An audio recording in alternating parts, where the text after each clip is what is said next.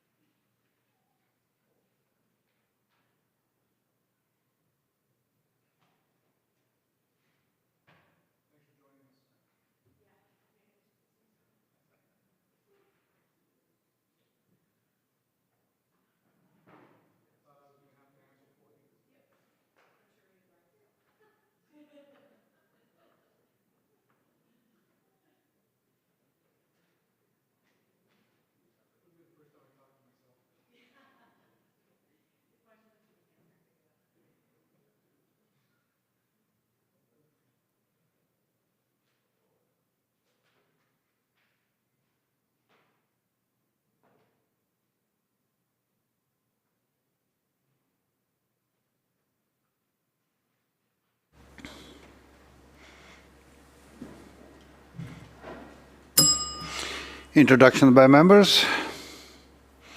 Madam Clerk. Introduction of bills. Orders of the day. Government House Leader. Thank you, Mr. Speaker. In the main chamber, I call Committee of the Whole for Bill 24, Energy Statutes Amendment Act. Douglas Fir Committee Room, I call Committee of the Whole for Bill 23, the Anti-Racism Act. And in the Birch Committee Room, I call Committee of the Supply for Ministry of Indigenous Relations and Reconciliation. Committee chairs.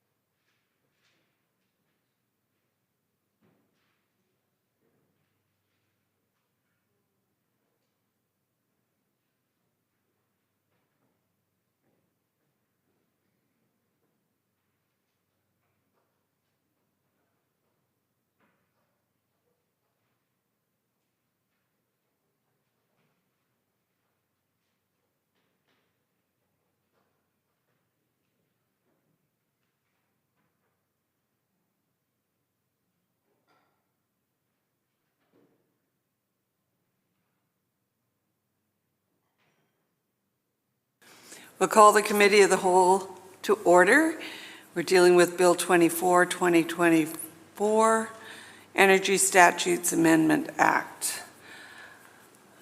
Recognizing the member for Kootenay East. Thanks, Chair. I just want to quickly, I know there'll be a couple other MLAs will be coming online here soon, but just wanted to go through, perhaps just the Minister can just lay out the overview of what a procurement process looks like. This is more of a targeted approach that we're looking at projects over 40 megawatts in size, call for power. So what does it look like? Does BC Hydro target a certain area and say, for example, we're up in the Peace, we need some solar projects up here, put it out for RFP, people jump in and put their best bid forward. So maybe just a quick overview on how that whole procurement part looks like and how BC Hydro orchestrates it all.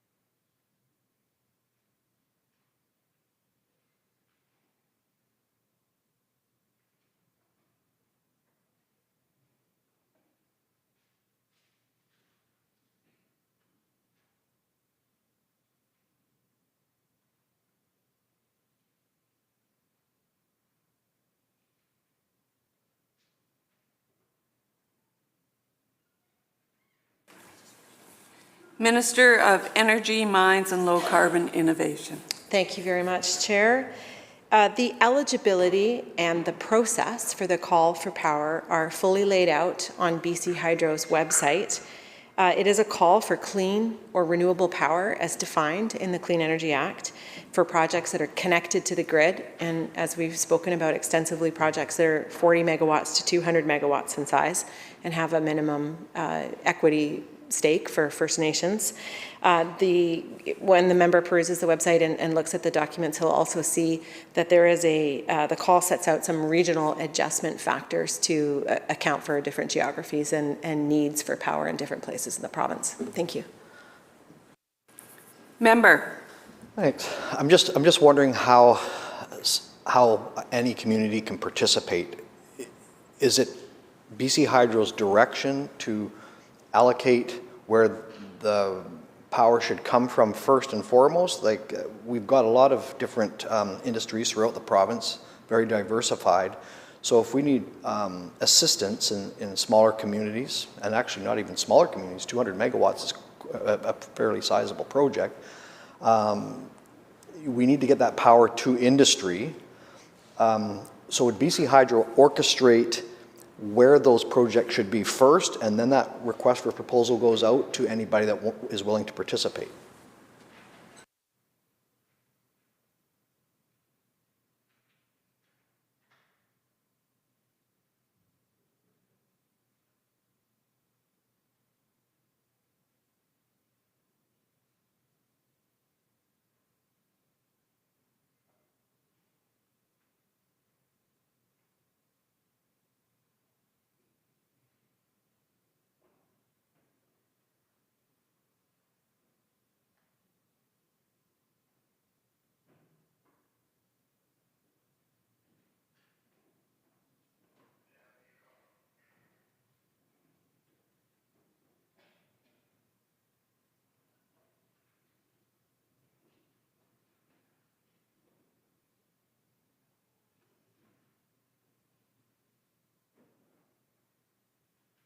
Minister. Thank you, Madam Chair.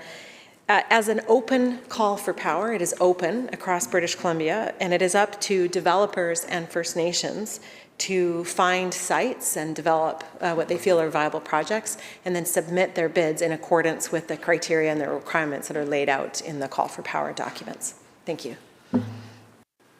Member. Okay, thanks. I guess so. No direction from BC Hydro on where these projects need to go. Obviously, BC Hydro will make the final decision. I guess, is that accurate to say? Maybe I'll just leave it there. So a proponent, maybe I'll just rephrase it. So a proponent wants to put a project together. It's 50 megawatts in size. It's in the Kootenays. It's a solar project. A request for proposal. The bid is accepted by BC Hydro to accept that that project. Is that what I'm getting at? You're getting at?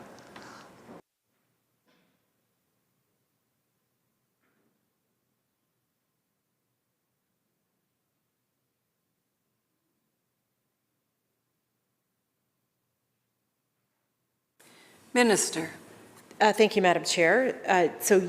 Largely yes, provided that the developer and a First Nation together are submitting a bid that meets the requirements as are laid out in the call for process documents, which are on BC Hydro's website, and is competitive, then BC Hydro will take that in and then undertake the assessment process and determine which projects will be successful in this first call for power.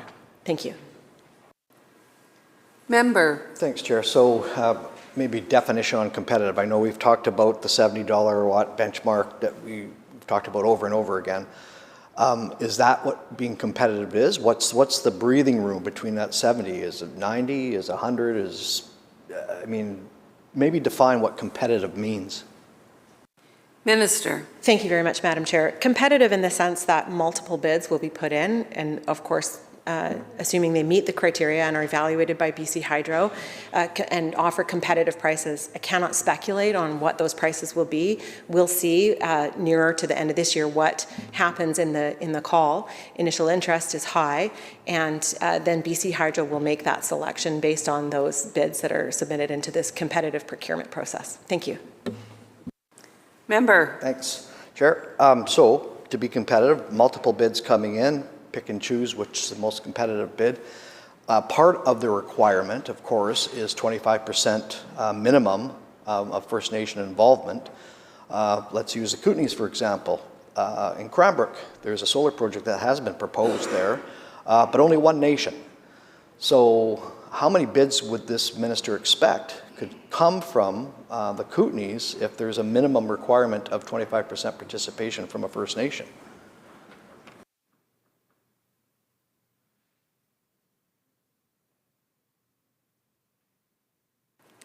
Minister.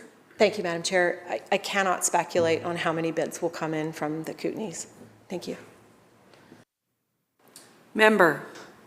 Thanks, Chair. Well, there's only one nation in the Cranbrook area. It's Tanaha. So the minister maybe can tell me then, would other nations from any other part of the province be eligible to participate in, say, the Cranbrook area?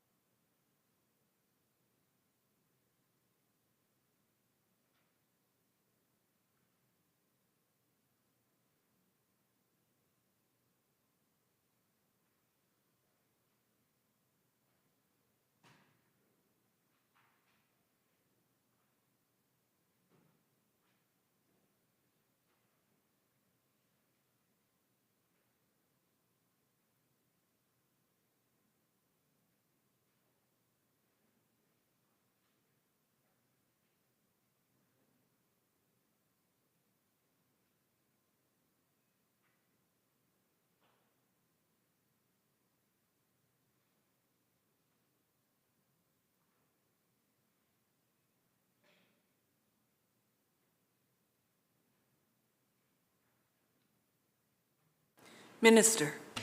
Thank you, Madam Chair.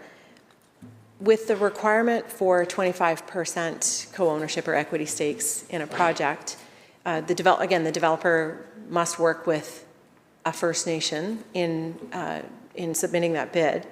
And a nation, I can't speculate on where or which nations might be involved at this point or will submit bids. In the case of the area where the member represents, should the nation there choose to participate in more than one project, they certainly could do so. It is the requirement of the project itself that it be 25% First Nations owned. I think if the member's trying to get to a specific question around nations or territories, then I welcome him asking a direct question. Thank you. Member. Okay, thanks, Chair. Well, the direct question is, in a territory that has only one nation, and there's a minimum requirement of 25% of ownership or equity share in a project with a territory of only one nation, how many nations could be expected to be participating in a request for proposal? I mean, the obvious answer would be one, unless other nations are allowed to participate in that nation's territory as a bona fide request for proposal applicant. So I guess the direct question to the minister is, in my opinion, she recited that competitiveness is part of the request for proposal, but in an area that has limited one First Nation, how many, I mean, the answer is one, in my opinion, unless, of course, the minister wants to say that other nations are allowed to be equity shareholders in another nation's territory.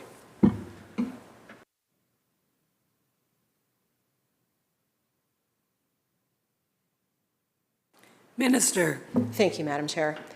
I think it's reasonable to expect that a project being proposed in one nation's territory would invariably need to work and will work with that nation. Should a second nation partake in a commercial arrangement, that is up to those nations and the developer to determine what arrangements they would be. And again, I don't want to speculate on whether that will happen or not. Thank you. Member. Thank you, Chair.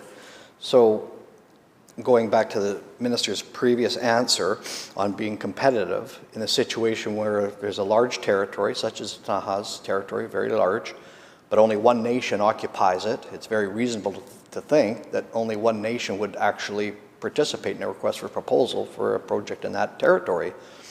How competitive would that be, and what would be the room as far as being a competitive price be when there's only one applicant?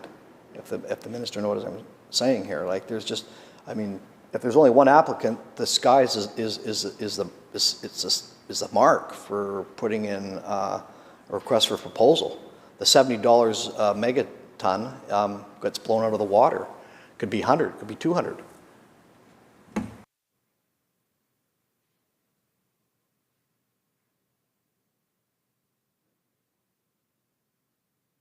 Minister. Thank you, Madam Chair. The competitiveness of the procurement process is really around the price that is bid, not about the ownership structure. There is a requirement. The requirement is 25% minimum First Nations ownership, but the First Nation and the developer together will have to put in a competitive bid, which will be evaluated against all the bids that come in from across British Columbia. Thank you. Member. Okay, thanks. So we got a little somewhere there. So across British Columbia. So the Tahltan, for example, could put in a bid in the Ktunaxa territory and vice versa, and any nation could participate in any territory. That's fine. That's competitive. Would changes to the Land Act jeopardize that certainty based around another nation putting in a project in another nation's territory when that nation bid on it itself and didn't get the request for proposal?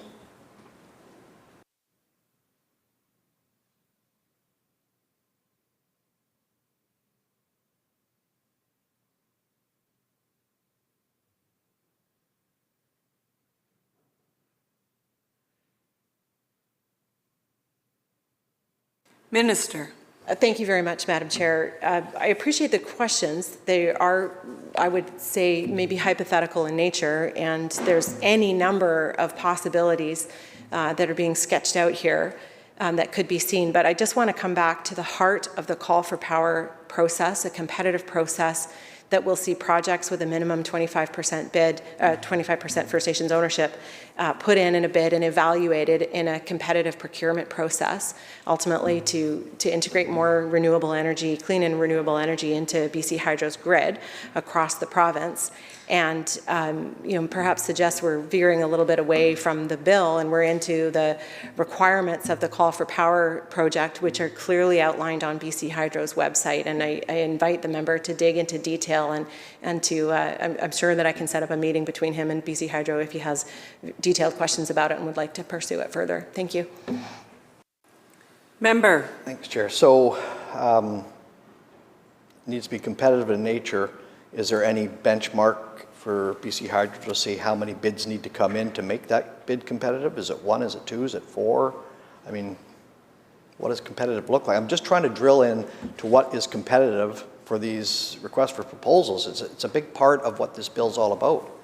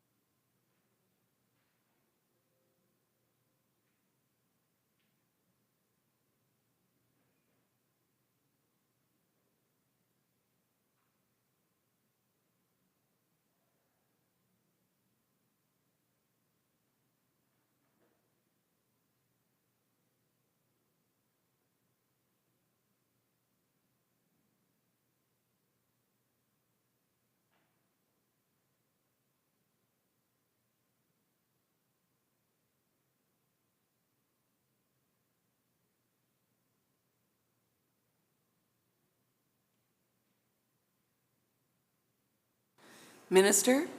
Thank you, Madam Chair.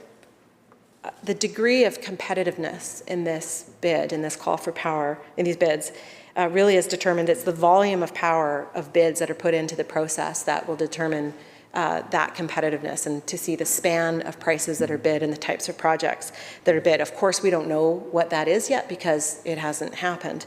But I can say that the mid-April deadline for interconnection requests has passed, and we're confident that there'll be a strong competitive process based on the initial assessment of the interconnection requests that have been received. Thank you. And if I may, Madam Chair, I'd like to introduce these students who are watching the riveting debate. May I seek leave to... All those in favor? Aye. Opposed? Yes, go ahead. Thank you very much, Madam Chair. So welcome to the House, the students here from the Vancouver Talmud Torah, and they are in the riding of the Minister of Environment and Climate Change Strategy, who I'm sure would say hello and have a wave if he was here. They are accompanied by their teacher, Shalom Sims, and there are 35 grades 5 and 3 students. So please, would the House make them welcome here.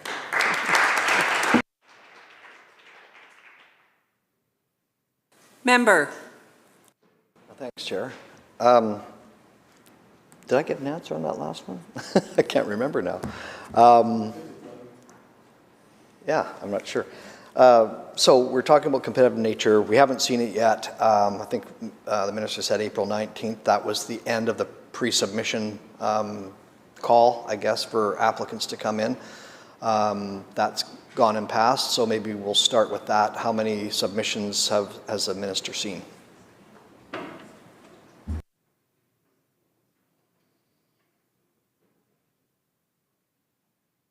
Minister. Thank you, Madam Chair. I'm not part of the process in evaluating them, so I have seen none.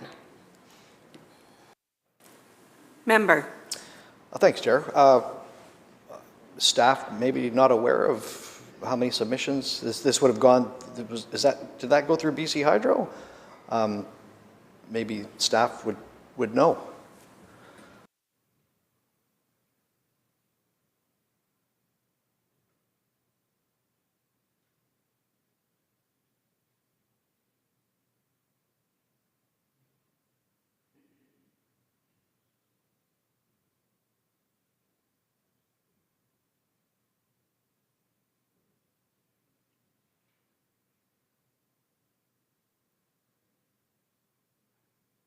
Minister. Thank you, Madam Chair. Yes, this process is being managed by BC Hydro, so they have seen the interconnection requests. Neither myself nor any staff from the ministry have seen those requests, but we have been informed that the volume is much higher than the 3,000 gigawatt hour per year call, and leads us to believe that it will be a competitive process. Thank you. Member. Thanks, Chair. Large volume, much higher than 3,000 gigawatt hours. That's the call. Is that's across the province, I would imagine?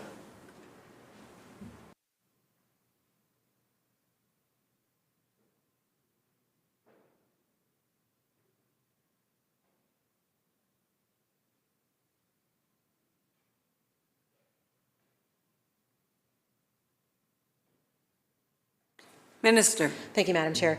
Yes, my understanding is that it's representative of all or most areas of the province, but again, these are projects connected to the grid, so in areas where the grid is served by BC. Thank you.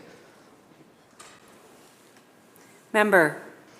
Thanks, Chair. I'm just trying to do some quick math. So 3,000 gigawatt hours is probably roughly about, I'm going to guess, somewhere around 500 megawatts of capacity. Is that pretty close? I'm not quite sure. So from 40 megawatts to 200 as being, say, rough average is 100, that'd be like 4 or 5 projects on average size. Is that accurate?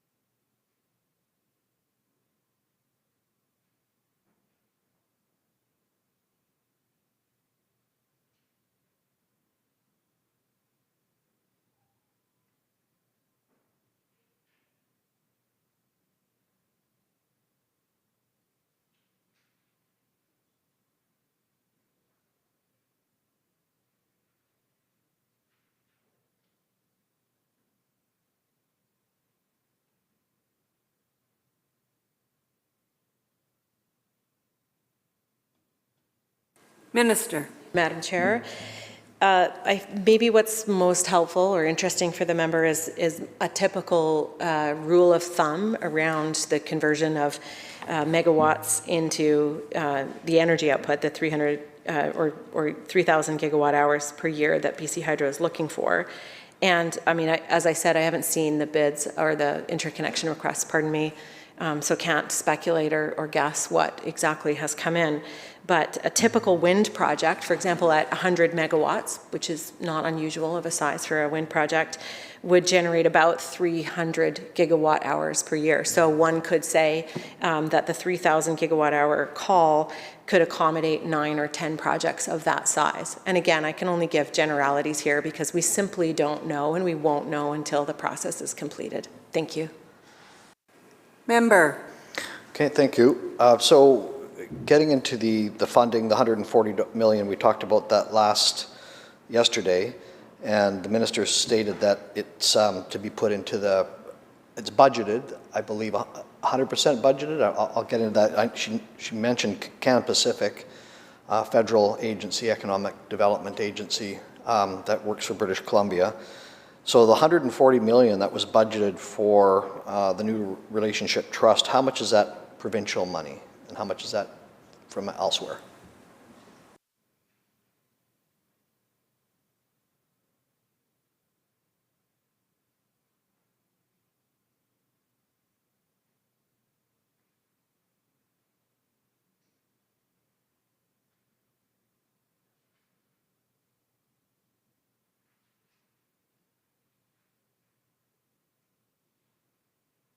Minister. Thank you, Madam Chair. So to be clear, we're not on the call for power now, and we're talking about the new relationship trust and the BC Indigenous Clean Energy Initiative. The $140 million that was announced in June 2023, I believe, is 100% provincial funding. There is a relationship that the new relationship trust has, of course, with Pacific Can, part of the federal government, but the funding, the $140 million, is from the province. It is not from the federal government. Thank you. Member. Thanks, Chair. Is there any funding that is coming from Pacific Can? Or is it Can Pacific? I always forget.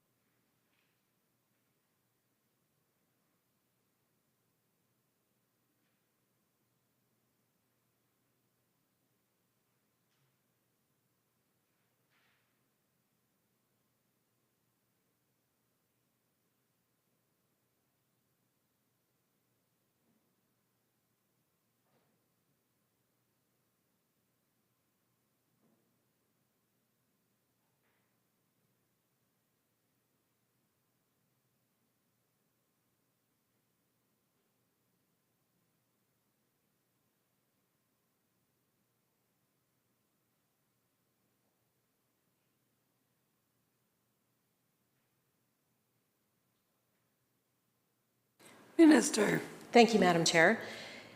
The BC Indigenous Clean Energy Initiative was established in 2016 by the province and with funding from the province and the federal government. So Pacific Can, what was then the Western Economic Diversification Canada and is now called Pacific Can, is a partnership in the establishment of this ICEI. And it's a much larger initiative that does more than just what we've been speaking about, which will be done by this $140 million or supported there.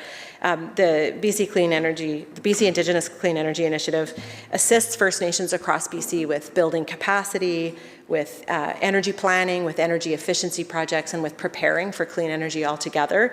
And since it started in 2016, it's awarded $26 million to over 100 projects that have been proposed by 58 different nations. This $140 million that was announced in June 2023 from the province is above and beyond the funding that BC ICEI is distributing to support First Nations in this way. And again, specifically targeted to support nations in establishing clean energy, renewable clean energy projects in their territories that would not be of a size that they could possibly compete in the competitive call for power this spring. Thank you. Member. Thanks, Chair. So the BC, where is it now? BC Indigenous Clean Energy Initiative, so the BC ICEI is a great project, and it's part of the new Relationship Trust. So the $140 million is all going into the BC Indigenous Clean Energy Initiative, because the new Relationship Trust has many programs inside it. Some of them speak to community energy diesel reduction. There's the nation building, which is actually their flagship of all their programs, is the nation building part. So that $140 million is dedicated specifically only to the BC Indigenous Clean Energy Initiative.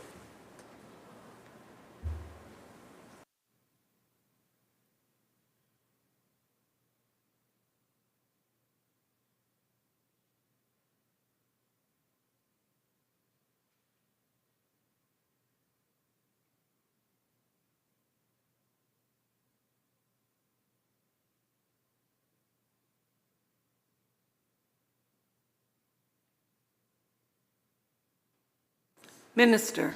Thank you, Madam Chair. Yes, that's correct, essentially. We're taking advantage of an existing initiative, the BC Clean Energy, Indigenous Clean Energy Initiative, that's administered by the New Relationship Trust, and adding a new stream of funding to enable Indigenous-led small grid-connected projects. Thank you. Member. Thanks, Chair. How much funding is available this year?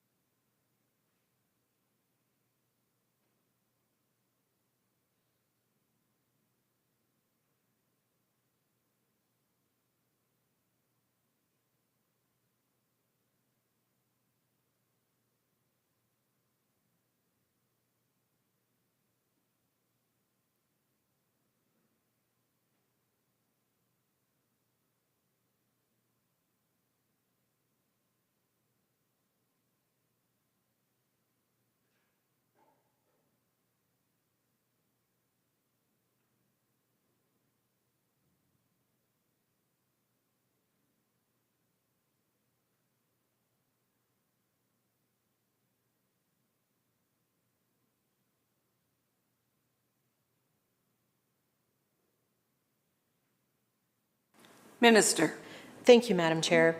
I can't answer the question specifically because, as we canvassed yesterday, the design of the program is just getting underway. The consultation with nations starts in just a few weeks from now. And so that will determine some of the factors that would influence whether funds were released this year or not. So I can't speculate at this time. Thank you. Member. Thanks, Chair.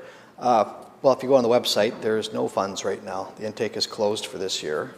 So maybe the minister can respond to that on how would any First Nation or community get the necessary money to do feasibility studies, to do submission work, that type of stuff.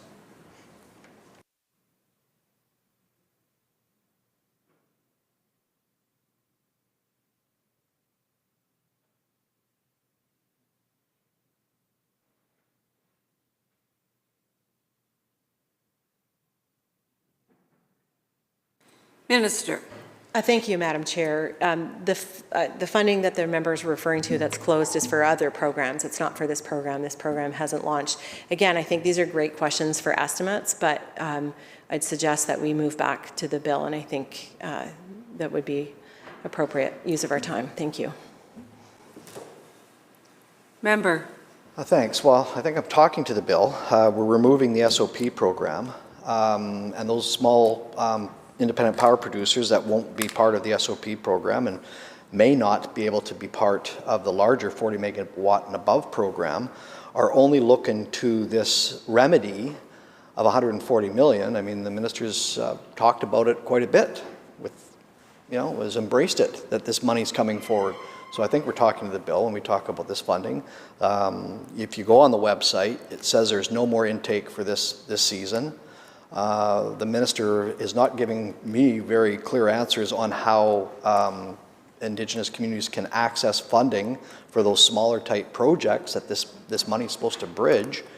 So how, therefore, can anybody be confident this bill has been well thought out and not just rushed? As the minister said yesterday, given the time, there's only 2 weeks left, we're confident we're going to put this through no matter what, whether our I's are dotted or not, we feel confident.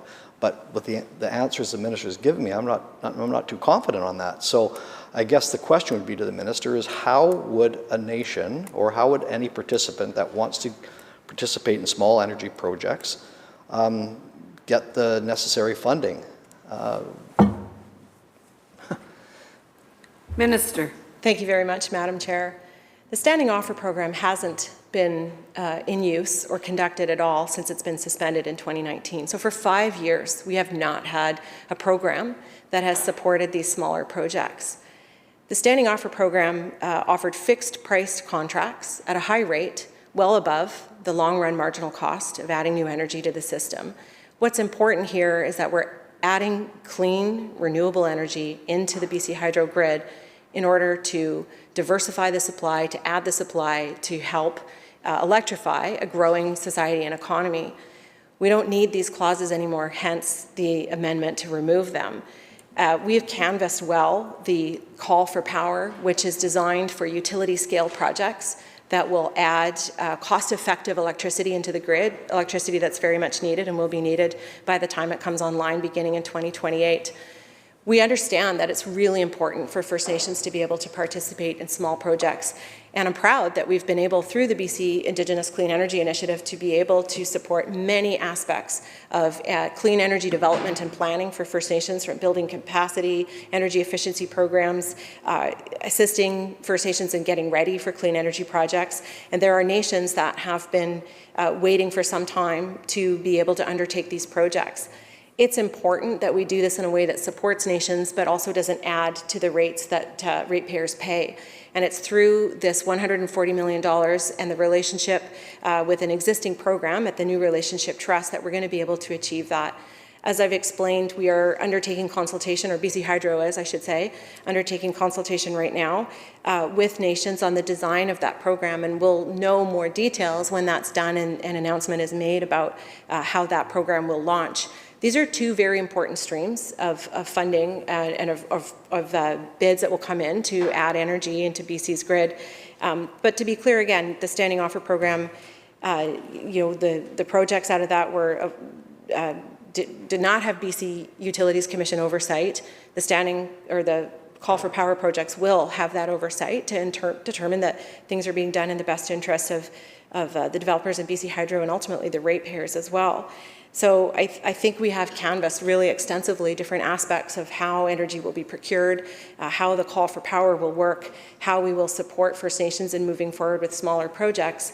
And although the details are not available yet, they will be available in the coming weeks. And we've been very clear all along in announcing the $140 million about the intention of that and the importance of that. And we certainly have heard from First Nations about how important that is and about their eagerness to get on with it and to be able to undertake this consultation and get this program up and running. So I really appreciate the ability to be able to talk about this and how important it is, and appreciate the members' questions. But again, suggest that we've done a really good job of canvassing many aspects of that, and if there are new questions, I think that it would be appropriate at this time to hear them. Thank you. Member. Thanks, Chair.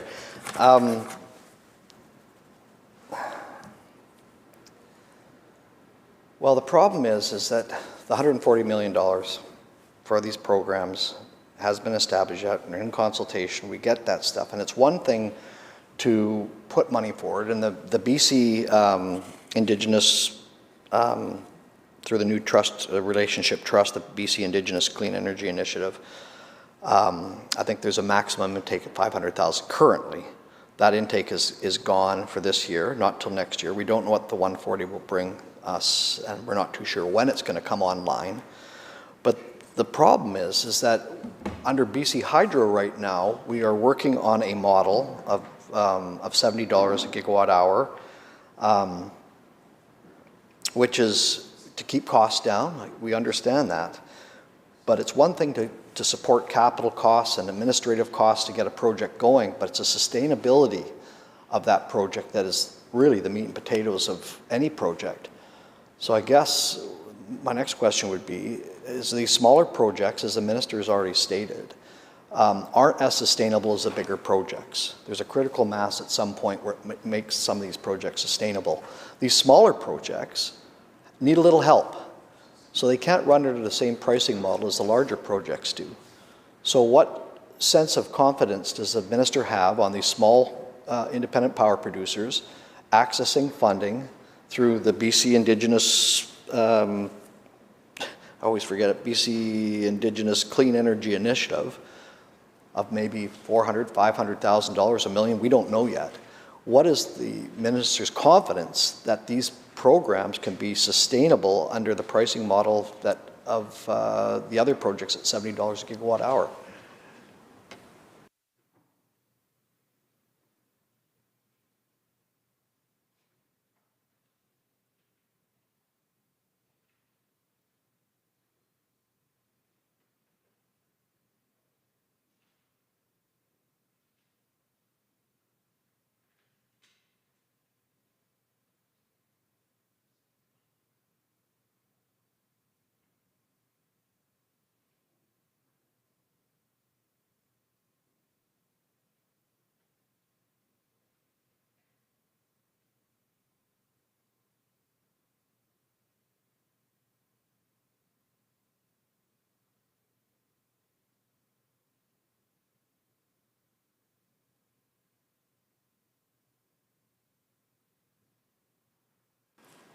Minister. Thank you, Madam Chair. I just want to take the opportunity to correct something the member may be misunderstanding, which is that there is nothing on the BCICEI website right now. There's no funding stream that's open that deals with these types of small projects. So the windows or the amounts, 500,000, whatever the member's referring to, they're separate projects, programs that the BCICEI runs to support energy planning and energy efficiency and capacity building and all kinds of aspects to do with clean energy. So I just want to be very clear that the $140 million is above and beyond existing programs, that a program offering or stream of funding has not opened yet because the BCICEI is undertaking engagement with First Nations to design that program, and I'll correct myself in saying it's not BC Hydro leading that engagement, it's BCICEI. And that the size and the best financial mechanisms to support those projects will be determined through that process. Thank you. Member. Thanks, Chair. All right. Just questions on the Canada Infrastructure Bank. It is on the Call for Power web page, and just some clarification. That's not the same arm as Pacific Can. I don't think. Can the minister just comment on the loan package that were supposed to be available to bidders that's on the website? Minister. Thanks very much, Madam Chair. I do think we're straying away from the bill. This is information that is available on the website, and the Call for Power documents describe the possible role of the Canada Infrastructure Bank. Thank you. Member. Thanks, Chair. I'm not sure how this is not part of the bill. I mean, we're getting away, we're addressing a call for power in the province right now.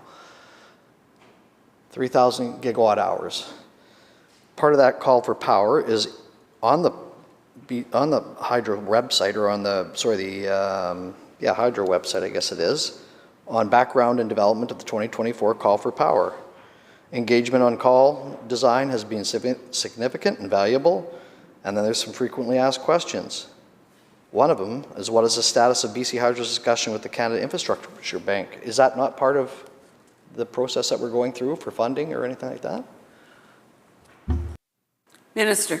Madam Chair, so the bill deals with repealing a section of the Clean Energy Act that would remove clauses that enable the Standing Offer Program, a program that's been indefinitely suspended since 2019.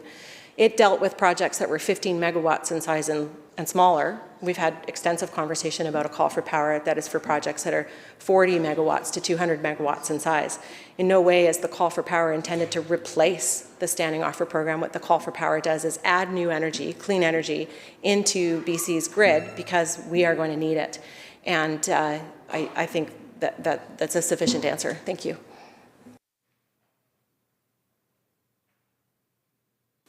Shall Clause 1 pass? Aye. So ordered. Shall Clause 2 pass? Aye. So ordered. Shall Clause 3 pass? Aye.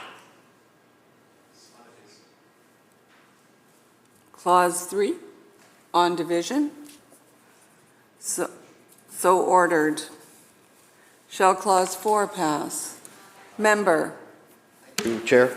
So maybe if we could bundle 4, 5, and 6 up again, just like we did 1, 2, and 3. This is all about, well, I mean, it's a little bit different, but just for simplicity's sake, is that okay if we do 4, 5, and 6 together? There is agreement to look at Clause 4, 5, and 6 together. Member for Kootenay East. Thanks, Chair. So this is about regulating crypto mining in the province. In December 2022, the government directed the BCUC to suspend for 18 months the BC Hydro's obligation under the Utilities Act, the Utilities Commission Act, to provide electricity to cryptocurrency mining businesses. The BCUC duly issued an order to this effect. The suspension period ends June 28, 2024. The government's order was challenged in the BC Supreme Court, where it was upheld. The court found it was reasonable for the government to move quickly to temporarily suspend the obligation of BC Hydro to supply electrical power to cryptocurrency projects, and to give the government time to consider the broader implications of supplying electricity to that sector. The court relied on evidence from BC Hydro, the province's largest electrical utility, which stated that its current request from cryptocurrency projects would require 16 million megawatt hours of electricity every year, the equivalent of serving about 1.5 million homes.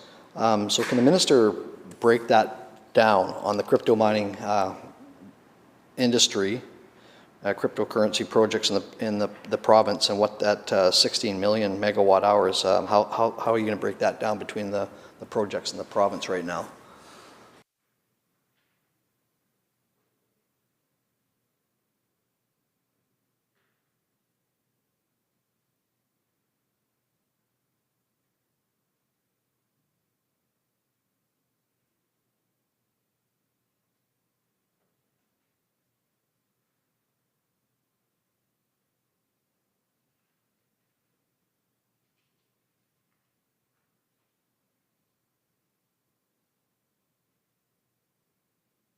Minister. Thank you, Madam Chair. If I might ask the member for a little bit, through you, Madam Chair, for just some clarification on Is he seeking to understand what the energy would have been used for, or, I'm sorry, I didn't quite understand the question. Member. Thanks, Chair. So there's I believe, and maybe the Minister can correct me if I'm wrong, maybe 7 or 8 or 9 cryptocurrency projects in the province. Maybe we'll start there. What kind of a power draw do those crypto mining projects represent right now?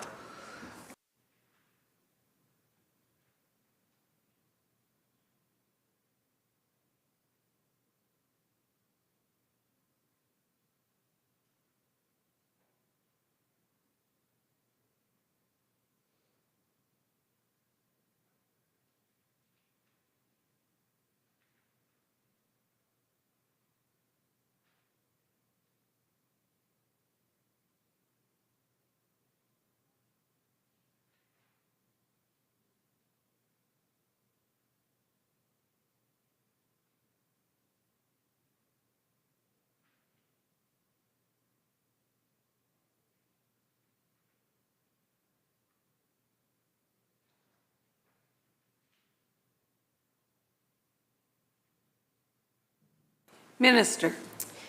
Thank you very much, Madam Chair. Thank you to the member for the question. So first things first, thank you for that.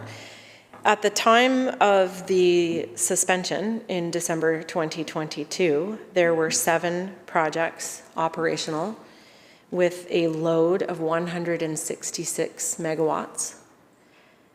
In the interconnection queue, so proceeding already in the interconnection process, were an additional 6 projects for a total of 107 megawatts of load. So the total number of operational or operations proceeding during the temporary suspension was 13, and that total is then 273 megawatts. Thank you. Member. Thanks, Chair. So 7 projects, and there was some in the queue. I missed that part, but there were several in the queue. And altogether made up 273 megawatts of capacity, I would imagine. So putting that in perspective, what would that look like as comparison to Site C?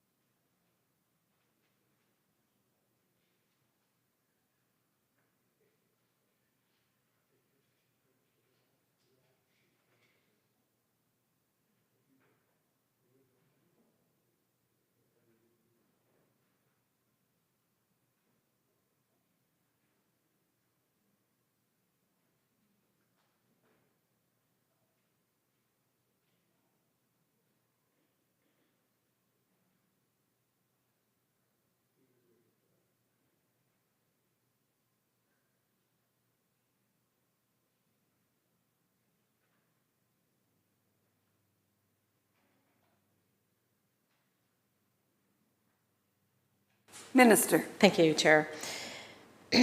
So the 13 projects, the total operational proceeding during the interconnection, the temporary suspension, at 273 megawatts, which of course is a measure of capacity. So assuming they were running pretty much all the time, that would be about 2,100 gigawatt hours of energy that is used. And to compare that to what Site C will generate is at 5,100 gigawatt hours. So it's just less than half of what Site C will deliver. Thank you. Member. Thanks, Chair.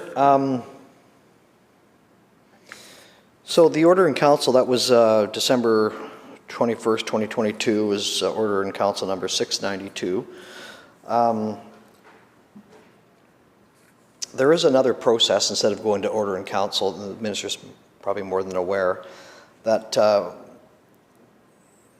under Section 28.3 of the Utility Commissions Act, there is a similar process to give BCUC the same type of power to relieve BC Hydro's obligations to serve.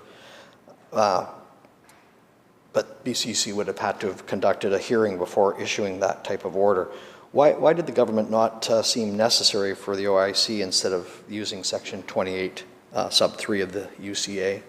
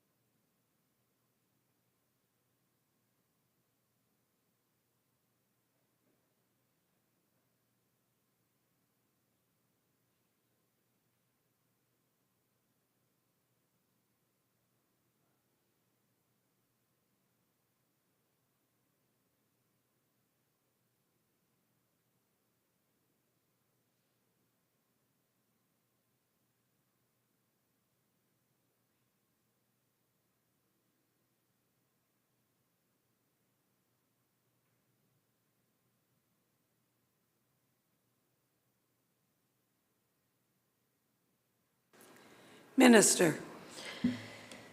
Thank you very much, Madam Chair. The simplest answer is, as I explained, there were 13 projects with a capacity of 273 megawatts already underway or in the interconnection process. But there were an additional 21 projects representing 1,403 megawatts of capacity that were about to enter the process. So we needed to act quickly, and that's why the decision was taken to choose the route that we did. Thank you. Member. Thanks, Chair. So as the court pointed out, the BCUC, as I said, does have powers under Section 28 to relieve the public utility from obligations to serve. All it takes is a hearing, basically. And for the BC to find out if serving certain customers is not in the public interest. So I guess basically what I'm getting at is the BCUC is an independent body. Orders in council could be debatable on whether it's politically driven or not. I understand the fact that we are in a call for power right now, but those 273 megawatts could have easily been made up under the SOP for the last 5 years. But I guess getting into this, does the government not see that this is just identifying one sector of the economy, one proponent, the cryptocurrency? What would make order in council not be something that they could do on some other type of industry with that takes a lot of power, like data storage, AI development? I guess the question is, does the minister not see the necessity of using the independent body of the BCUC to make these decisions instead of order in council?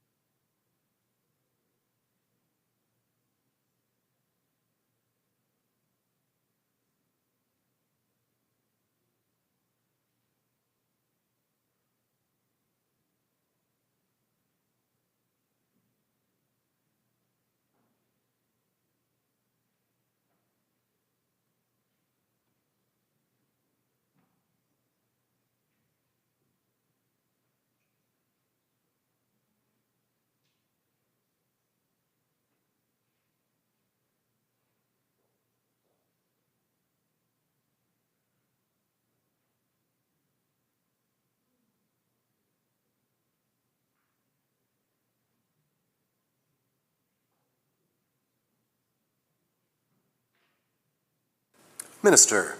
Welcome, Chair. Thank you very much. Thank you to the member for the question. So again, just going back to that point in time, seeing an incredible interest in cryptocurrency mining operation requests, connection requests coming into BC Hydro, and government needing to take quick action for a temporary suspension to give us the time to develop a permanent framework. And at that time, it's not been data centers or AI that's come forward and had that kind of incredible interest in interconnection requests, which is why this is focused on the cryptocurrency mining operation sector. And yes, government has the power through Section 3 of the Act to direct the Commission on how to exercise its power in the interest of expedience and being able to undertake this temporary suspension. We made the decision we did and chose the tool that the member's well familiar with. The legislative amendments here now will give government detailed powers to make the regulations to develop and implement that permanent framework that's needed to regulate the connections for this particular industry at this time. Thank you. Member. Thanks, Chair. So yeah, right. That was the whole idea of the moratorium. We provided time to develop that permanent framework that the minister's talking about for any future cryptocurrency mining operations. But this bill here just isn't about continuing the moratorium. This legislation would give the cabinet the right to set rates for this category of customers, and that's what we're talking about right now with this, with sections 4, 5, and 6, is setting rates or possibly excluding cryptocurrency operations. Justification for the government taking over the BCUC's rate-setting powers is not at all clear. If cryptocurrency projects must be rejected because there's not enough electricity to go around, fair enough. But if these projects are to receive electricity, then why does the cabinet feel the need to exclude its arm's-length regulator and set rates itself? So I guess the concern in this question here is why is the BCUC not setting the rates as they're mandated to do, and why is it the government's feeling that they should be setting those rates?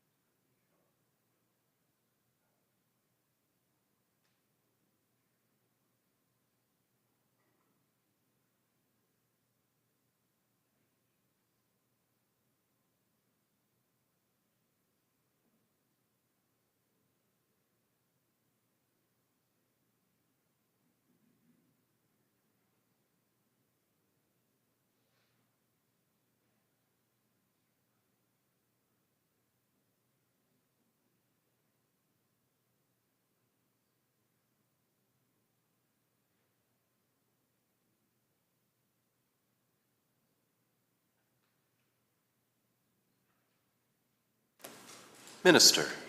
Thank you, Chair. So as explained, the temporary suspension on interconnection requests enables government to develop a new policy framework around cryptocurrency mining operations and their connections.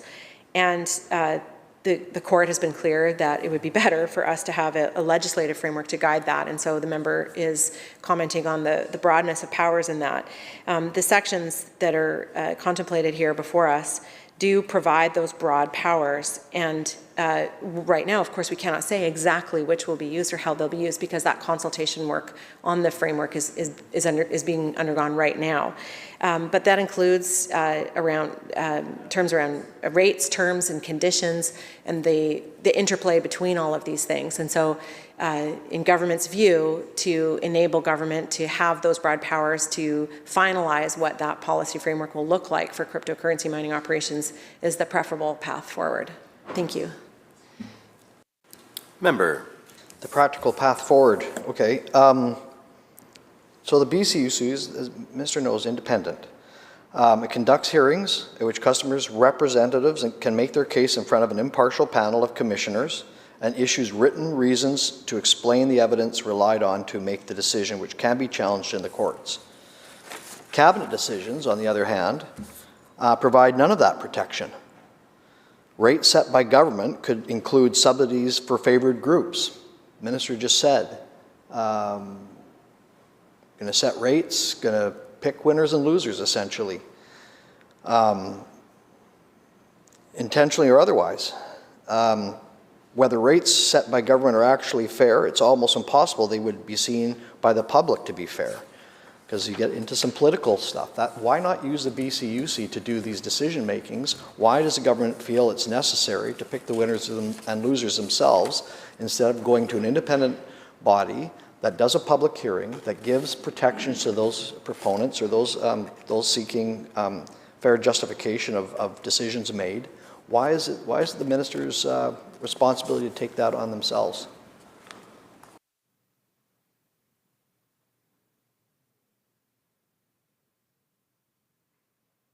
Minister. Yeah, thank you very much, Mr. Chair.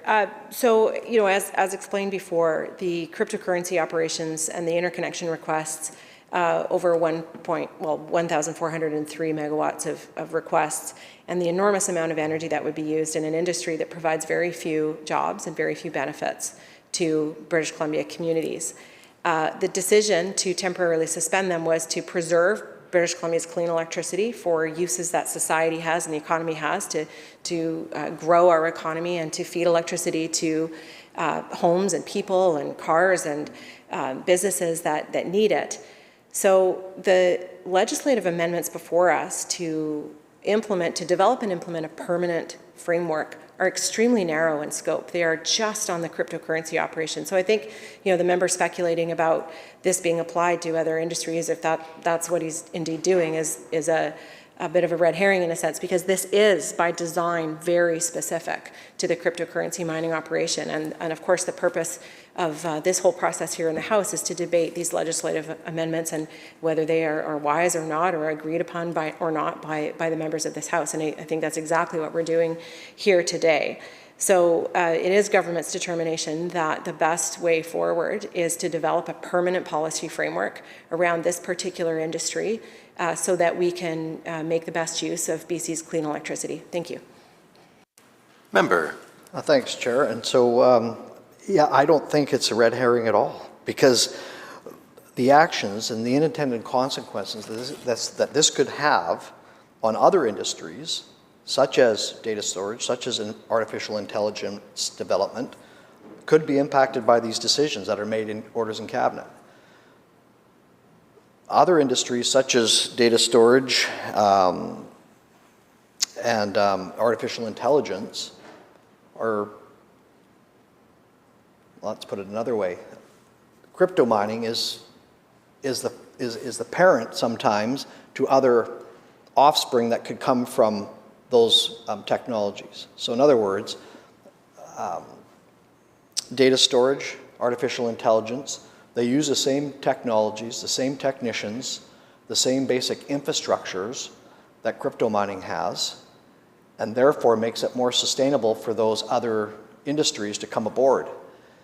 If it is challenging for crypto mining to be viable or even allowed to be in this province, then those other industries suffer. They might not get the leg up that they need to get into the industry, which could really jeopardize our tech industry, our national security on data storage. There's all kinds of implications that could come from this. And if we're picking one winner and one loser in crypto mining, why could this not be afforded to other industries as well in the future? If we're using this type of methodology that we're getting away from the independence of BCUC to set rates, and it's now government's job to do that, where does this end? So I guess the question is the unintended consequences, has the minister considered the unintended consequences of what this could do to other industries? Minister. Thank you very much, Chair. So to be clear, there's no contemplation of applying this kind of approach to any other industry. And again, cryptocurrency mining operations consume large amounts of electricity with very, very few jobs. There were an enormous amount of interconnection requests before BC Hydro, which meant that the most prudent course forward so that we could preserve BC's clean electricity was for a temporary suspension on those requests while this permanent policy framework is developed. The data centers that operate here in BC are much smaller than cryptocurrency mining operations, or the proposed amount of energy that was being used. And BC Hydro to date has not received the types of requests from data centers or AI or any other data-centric industry like that. And I think it's also important to point out that data centers, they do differ from cryptocurrency mining operations in some senses, that they provide more local jobs on average for the energy that's used. They support other businesses, and they're actually integrated into our society and our economy in ways that cryptocurrency operations simply are not. So again, these amendments are very strictly focused on the cryptocurrency mining operations and that enormous amount of energy that was being requested back in December 2022. Thank you. Member. Thanks, Chair. So absolutely, I agree. Those other industries are different, but they are coordinated in some aspects of the infrastructure that they provide and the technicians that are part of that infrastructure. They kind of go hand in hand. It's kind of like a mining operation that drills for gold, also gets copper.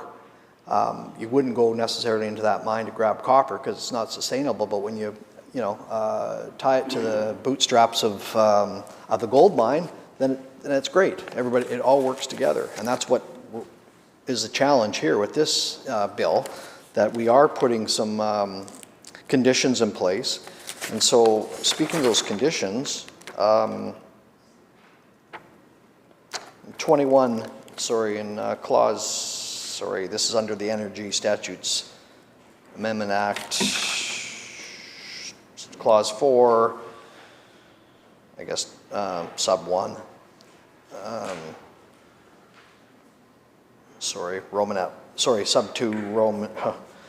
sub 2, sub B, Romanet 1, establishes a charge to be paid for energy or capacity supplied to a person for the purpose of cryptocurrency mining.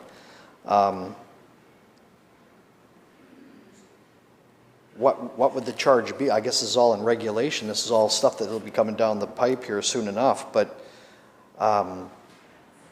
is there any methodology to how this energy will be charged? Is it over certain thresholds of use, or what can we expect on the charges with this bill?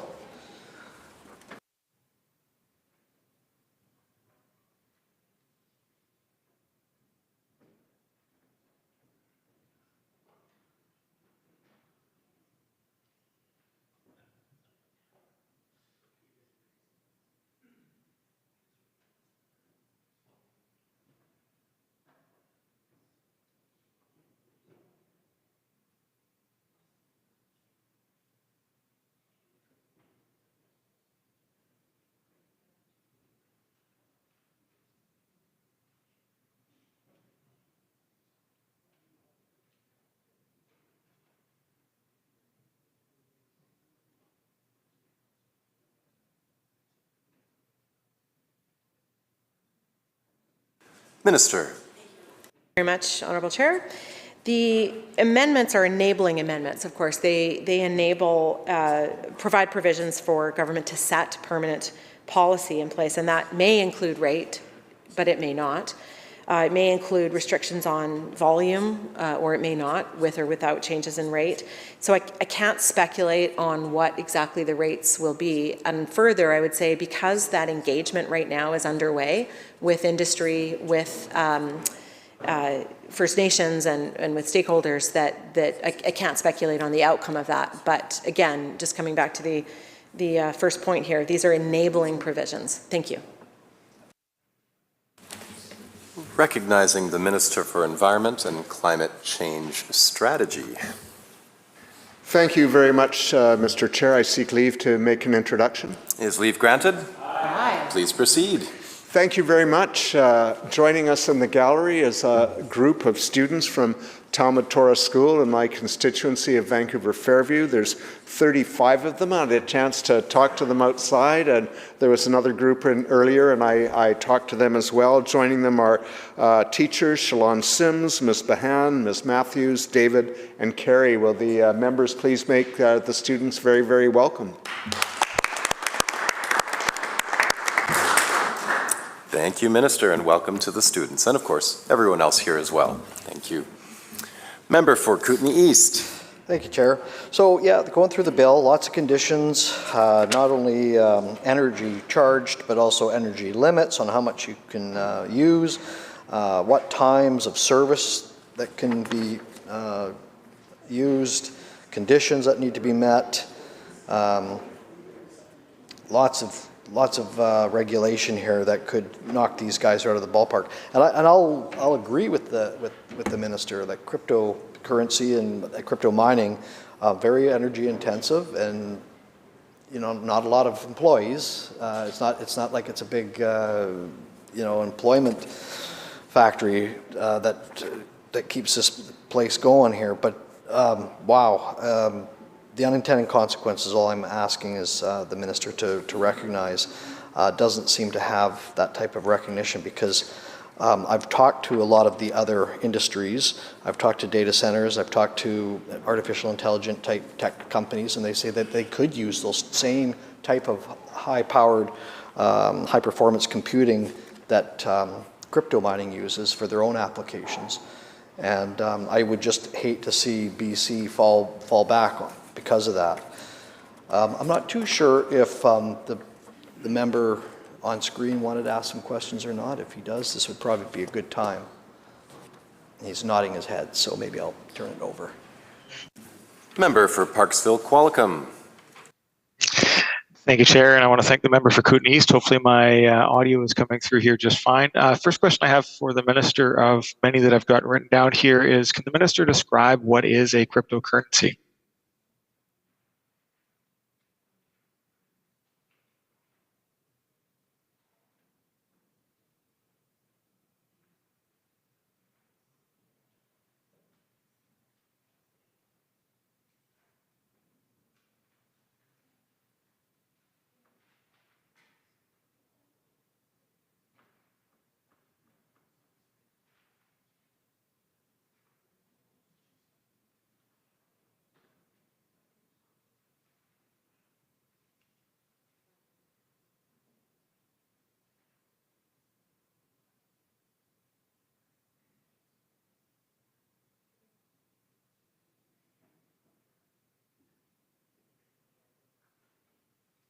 Minister. Thank you very much, Honourable Chair. A cryptocurrency is a digital currency created, exchanged, and secured using cryptography or complex mathematical puzzles. The member didn't ask, but a cryptocurrency mine or mining would involve solving a complex puzzle to verify a cryptocurrency transaction through a process of guess and check, and trillions of answers or incorrect answers have to be tried before the correct one is found. And even with an entire network of computers, for example, it takes on average 10 minutes to confirm a Bitcoin transaction. Honourable Chair, can I ask for a 5-minute recess, please? Yes, you may. And so rather than making everybody rush, I will say we'll take a 10-minute biology break, but only if everyone agrees to be back here at 3 o'clock. We'll say be back here at 3 o'clock, ready to go. Sorry, 6 minutes. That's 6 minutes. Why don't we say 3:05? 3:05. Students can be on time, so can we. So let's be back here at 3:05. Thank you. This committee is in recess.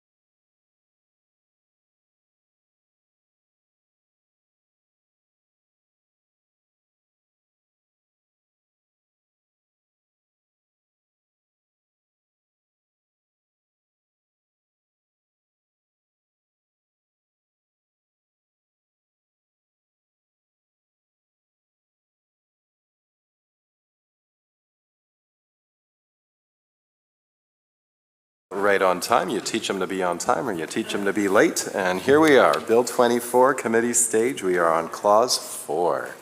I believe the member for Qualicum, Parksville-Qualicum, still had a few more questions. Member. Thank you, Chair. The Minister in the previous answer referred to the transaction taking up to 10 minutes for Bitcoin transactions to take place.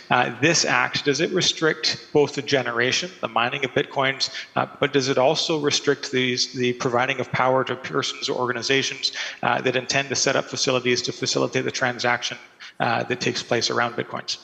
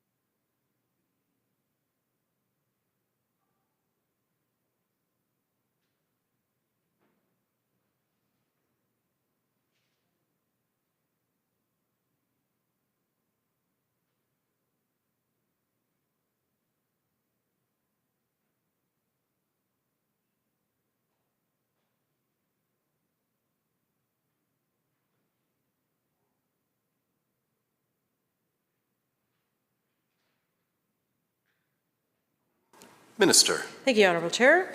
The bill deals with regulation-making powers for public utilities. It doesn't deal with and energy use, essentially. It doesn't deal with financial transactions. I think that is the nub of the member's question, but I'm sure he'll correct me if I'm wrong. Thank you. Member. Thank you, Chair. The Minister mentioned the transaction time for Bitcoins, and that's the reason I requested whether this bill that amends the Act will provide restrictions to companies that are seeking power to facilitate those transactions, just in response to what the Minister said. So if the Minister could confirm that this is only for the mining of the cryptocurrency and not for any sort of ancillary transactional power usages.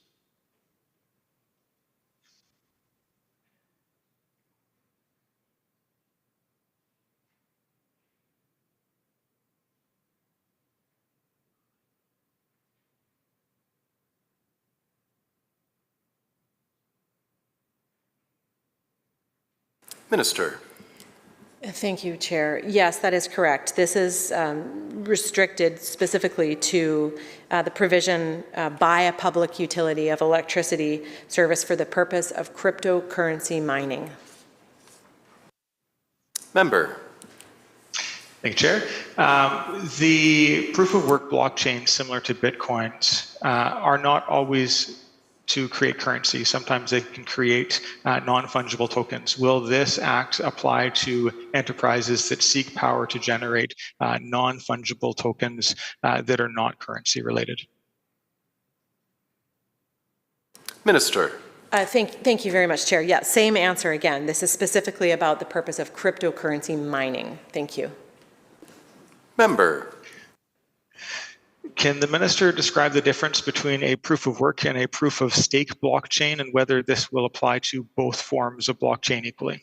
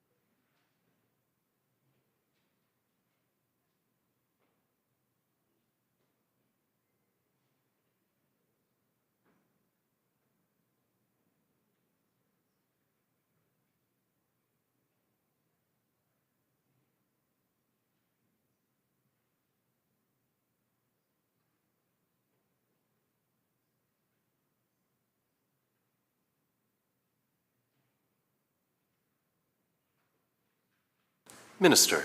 Thank you very much, Chair. So currently the bill is set up to encompass both proof of work and proof of stake validation, but we could use our definition-making powers to differentiate between the two, noting that proof of stake validation uses a lot less energy. And that is something that can be envisioned and encompassed through the regulatory framework that would be set up as a result of this bill. And as I've mentioned before, that the engagement is underway right now on doing that work. Thank you. Member. Thank you for that answer, Minister. I have done a lot of reading on this, and even I couldn't possibly describe in the detail that I would like you to describe the difference between these two. So I appreciate that answer, and certainly hope that the ministry will look at some of the advancing technologies, recognizing the significant global power load that cryptocurrency mining is taking. We are seeing some advancement in some of these processes. One of the initiatives that I am intrigued by is the Bank of Canada's desire to seek a digital Canadian dollar. They're still doing engagement and research on this. Would this regulation exempt forms of digital currencies that were authorized by the Canadian government, both for the mining process and anything else thereafter?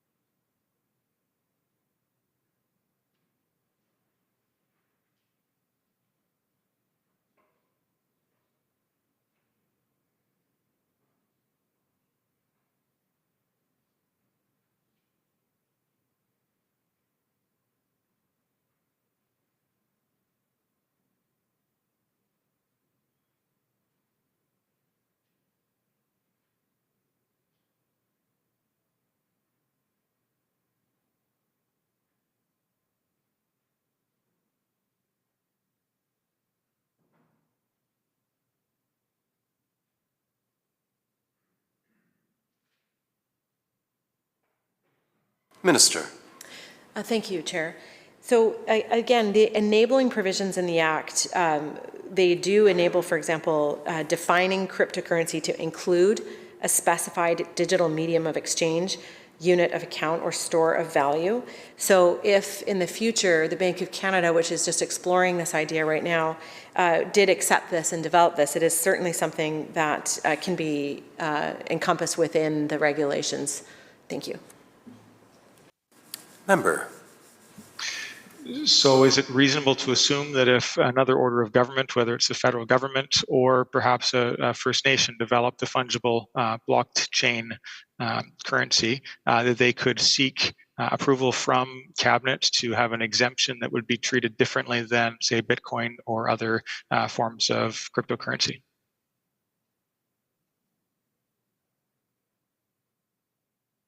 Minister. Yes. Member. Would it be the desire, I guess the question through the chair to the minister is the challenge here the amount of electricity that's being used, or is there also a factor that will be considered as to who controls the currency or where it's developed from? Are these both treated the same?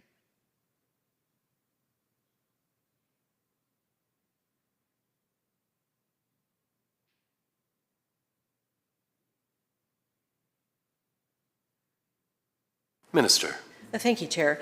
The key concern here has been the power and the demands that cryptocurrency mining operations would have potentially placed on BC's clean electricity grid. But of course, with the enabling provisions in this Act and the ability to develop a framework and to amend it from time to time, those specific types of situations certainly can be contemplated in the future. Thank you. Member. What other industries does the Utility Commission Act allow for Executive Council to set rates or prohibit access to power?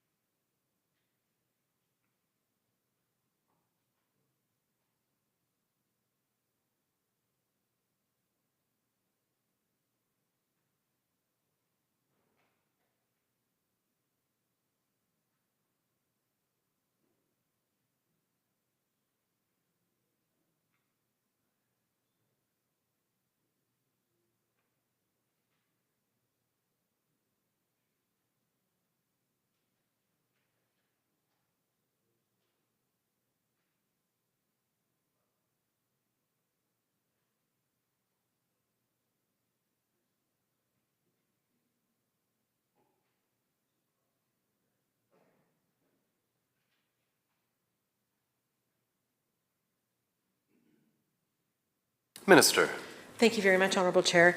Section 3 of the Utilities Commission Act gives Cabinet, or the Lieutenant Governor and Council, broad powers to direct the Commission, and indeed governments of all stripes have used these powers, and the member can certainly seek records of all of those on the BC Laws website. These are the powers that were used to enact this temporary suspension, and it is the amendments before us today, of course, that would enable Cabinet to make specific regulations focused strictly on this particular sector. Thank you. Member. Can the minister provide examples, regardless of government, that have been used under the Section 3, I believe she said, to restrict the access to power in the recent history or longer history?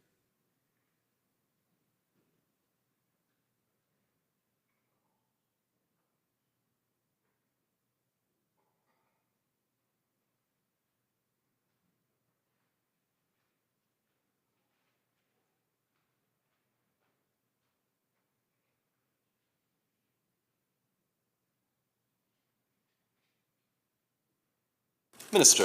Thank you. I'm not aware of any uses to restrict access to power. Thank you. Member.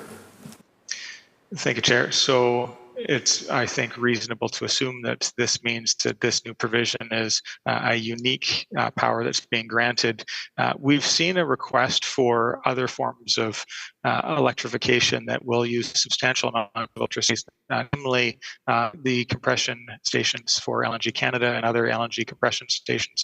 How is the restriction of power to industries like Bitcoin different from the allowance of new power requests for things like LNG Canada?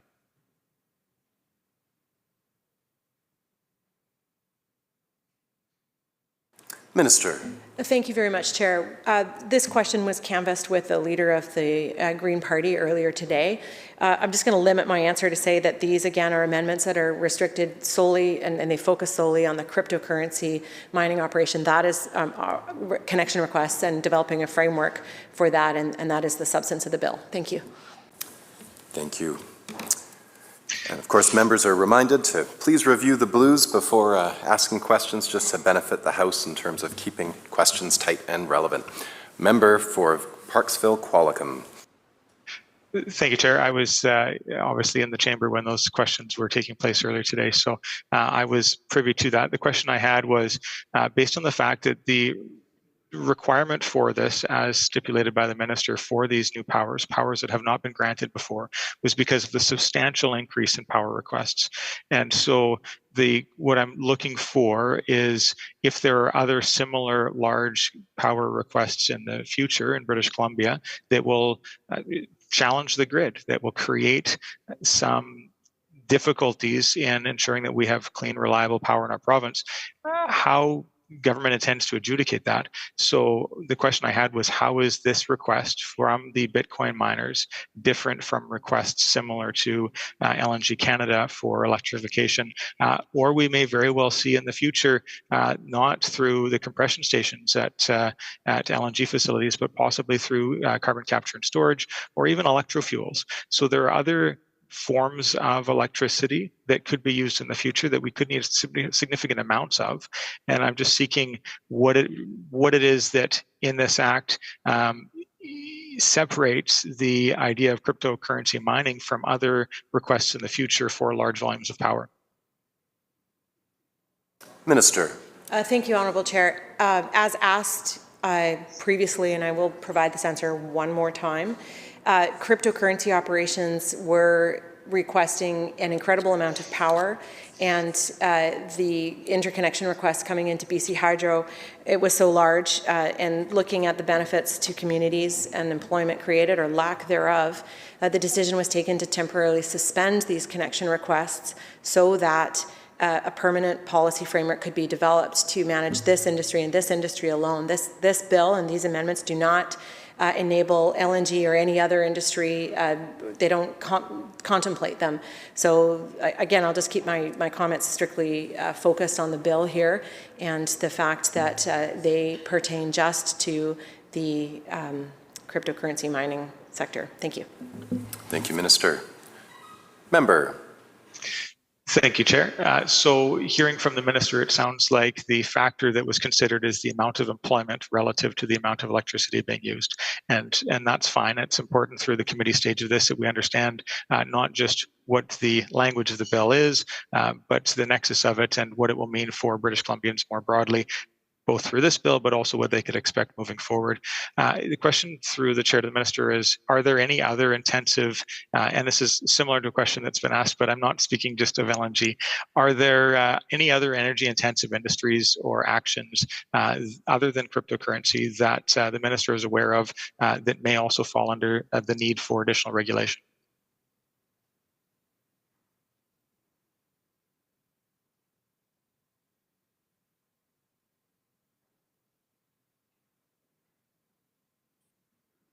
Minister. Thank you, Chair. Again, these amendments are solely focused on the cryptocurrency mining operation, and as to other sectors or industries or interests, and we would consider that in the future on a case-by-case basis. Thank you. Member. Thank you, Chair. So I will assume from that answer that the answer is no. If that's not correct, I'm happy to have the minister correct me. What will happen to these existing 13 already approved cryptocurrency mining enterprises once this act comes into force?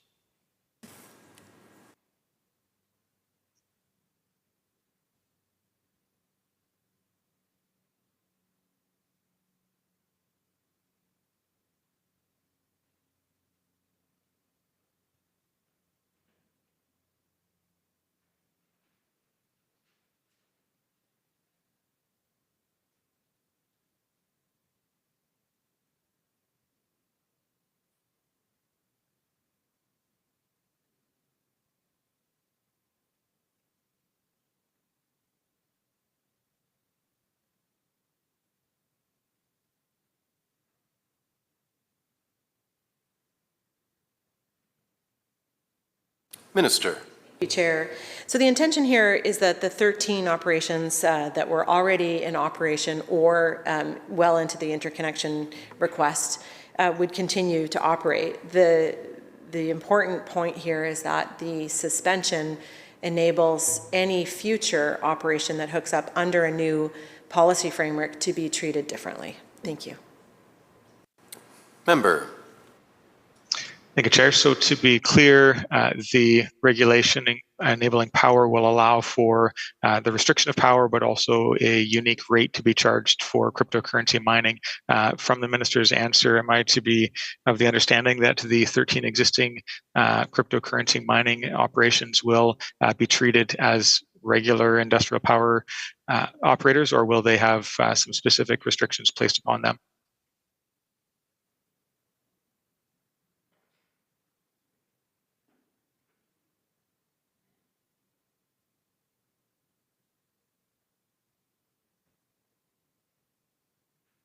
Minister. Thank you very much, Chair. Yeah, the intention here is that they would be treated like all other industrial customers. Thank you. Clause 4, member. Thank you, Chair. You're looking up to the left. I wasn't sure it was me. So I guess the other question is these other 21 different applicants that have come through here. Yeah, I guess no, that I'm on the same page there. So I guess what does this mean for companies that are currently mining cryptocurrency that the utility is unaware of? So obviously there are smaller enterprises using larger amounts of power that haven't specifically made a power request to the utility commission or the utility specifically. What will it mean for those that are sort of unregulated and flying under the radar?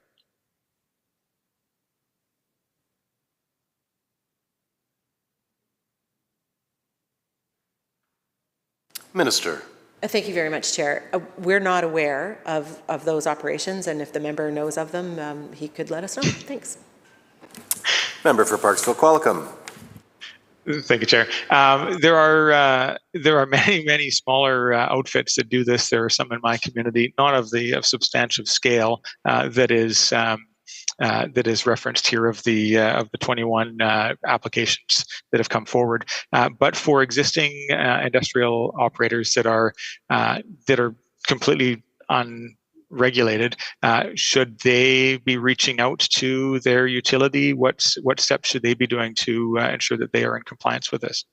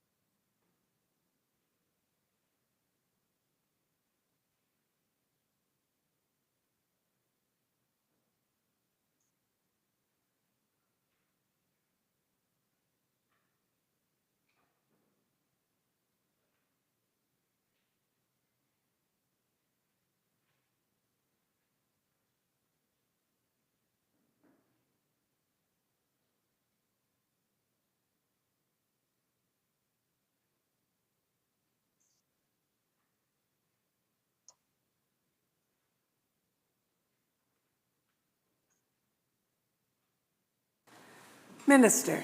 Thank you, Madam Chair. Welcome. The OIC did not capture small operations of the nature that I think the member is referring to.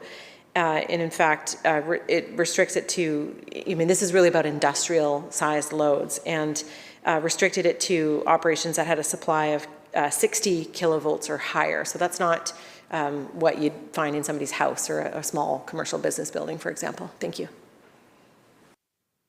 Parksville Qualicum. Thank you, Chair. Welcome. So if an industrial client is running a data center, but is not specifically a crypto mining company, but if they have people who are subletting space within that organization, how will that be treated by the utility under this Act?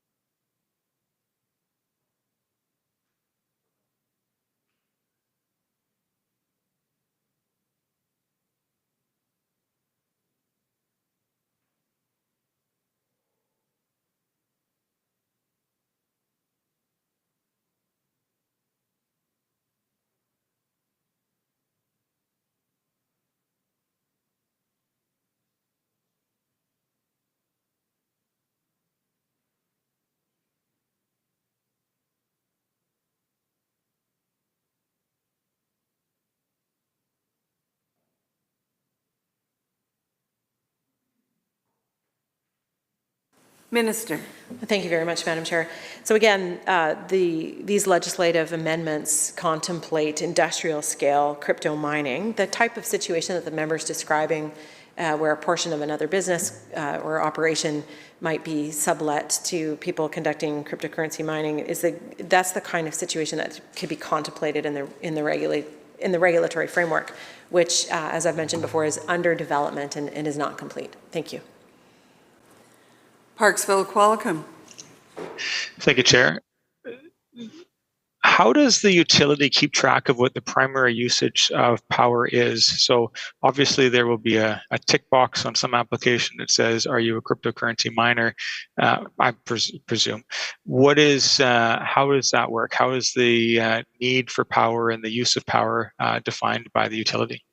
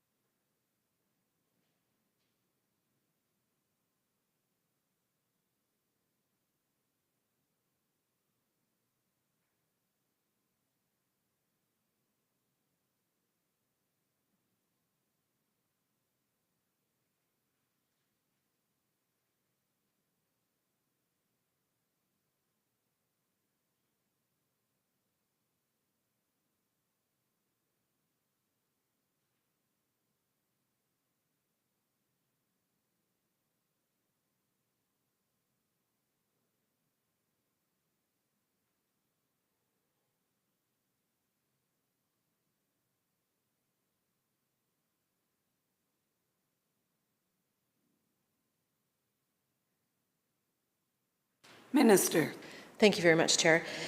So as part of the interconnection request process to the utility, an industrial customer wanting to enter that queue, in that process, BC Hydro inquires about the use of electricity.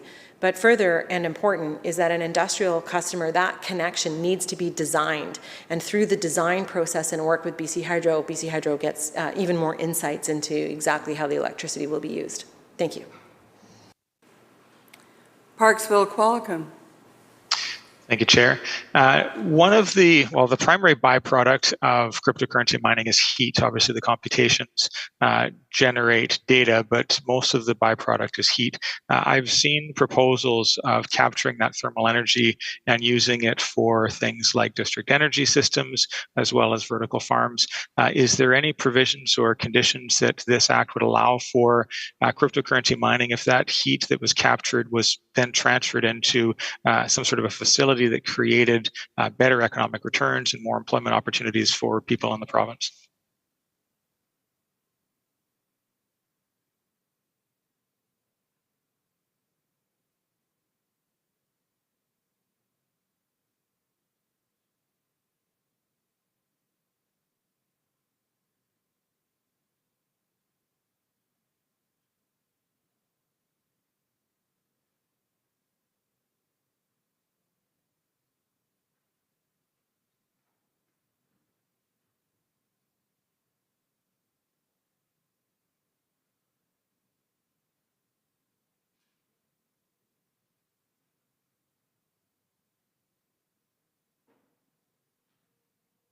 Minister. Thank you, Madam Chair. Thank you for the question from the member. I mean, those are the kinds of additional benefits to communities that certainly could be contemplated in the policy framework. And again, the Act, these amendments provide broad powers to be able to take into account just that type of situation if through the engagement process and decision-making process, that's what is decided. Thank you. Parksville Qualicum. Thank you, Chair. Looking through the Act, I don't see how that could be captured easily. It's I guess, difficult when we go through these sorts of things when the Act is really enabling and doesn't actually provide much meat on the bones of how this is happening. I am quite excited about the idea and some of these, whether it's a rural community or in a downtown core, the idea of using that thermal energy from the cryptocurrency mining operations to create other forms of employment. I see that as a potential win-win for both the cryptocurrency miners, but also the accessory economic development initiative. The minister has mentioned in the past the fact that one of the factors that led to this regulation prohibiting the use of electricity for this industry relative to other forms of high energy requests, for example, LNG, was the amount of jobs. Does the minister have any data on how many people currently work in directly and indirectly in the cryptocurrency mining space and what kind of an economic opportunity it has provided for people in this province?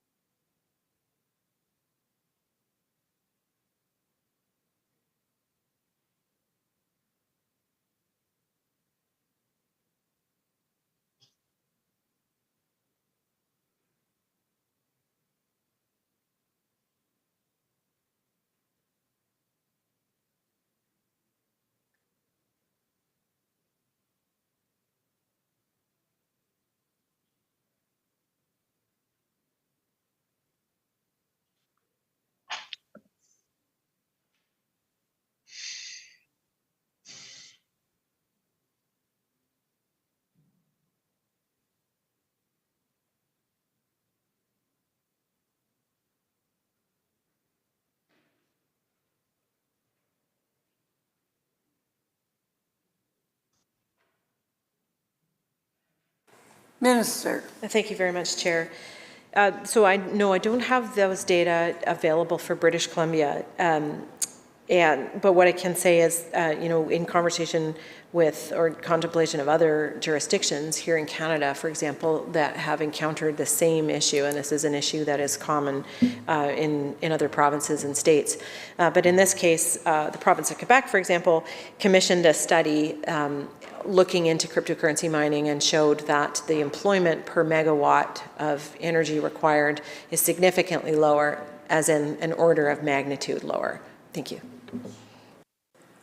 Parksville Qualicum. Thank you, Chair. So the premise of this act, of these restrictions on the use of power, is based on the fact that this doesn't represent a significant employment opportunity or economic driver for our province. But the minister just stated that there has been no modeling provincially. There is no information locally to understand what the impact of this will be on our local economy. That surprises me, to be honest.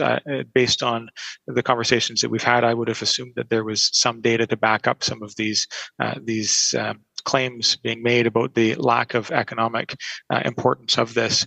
Of the 13 existing operators in British Columbia and the 21 that are proposing to come to BC, what consultation has taken place with these agencies as far as this act is concerned?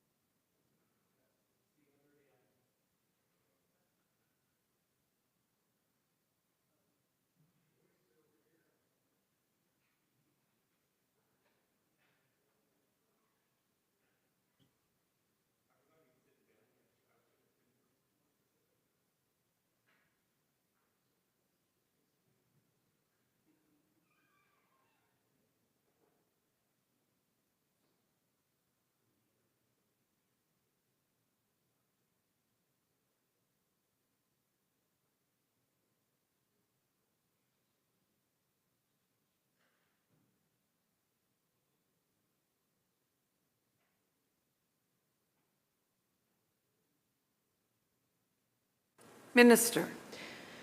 Thank you very much, Madam Chair. Just to remind the member and the House that, the impetus for the temporary suspension on cryptocurrency mining operations was around the incredible size of an amount of electricity that was about to enter the interconnection process with BC Hydro, 1,403 megawatts, and as canvassed earlier, about half of the energy provided by Site C.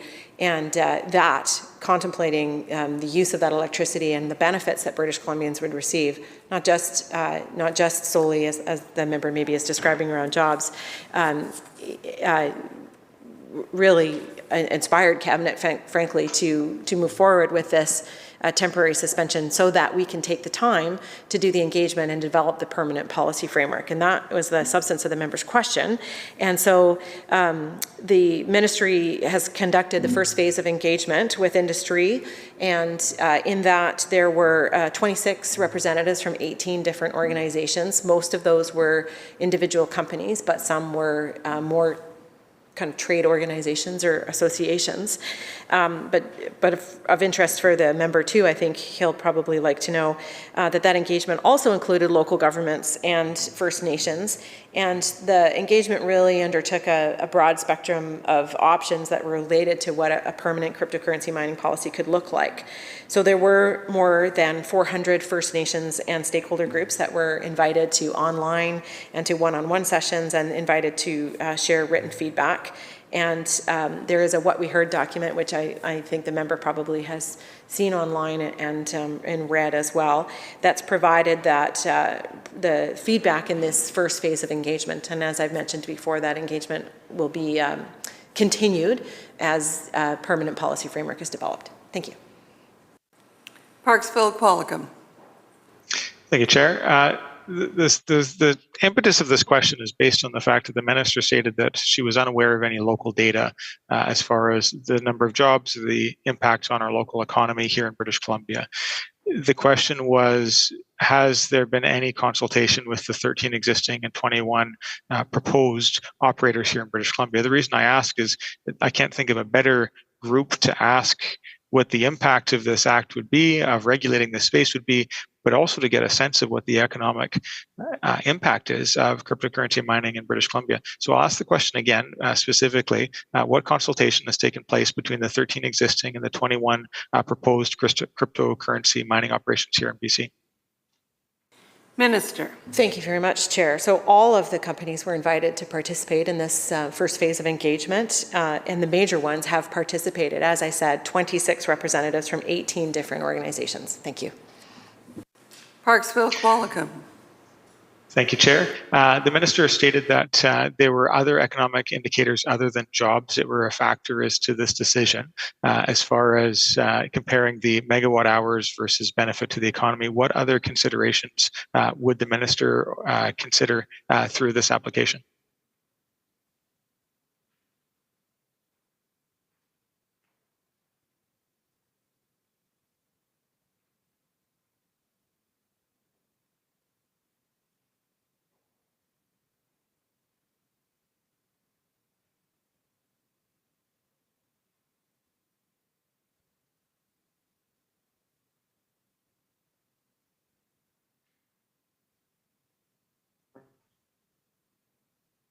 Minister. Thank you very much, Chair.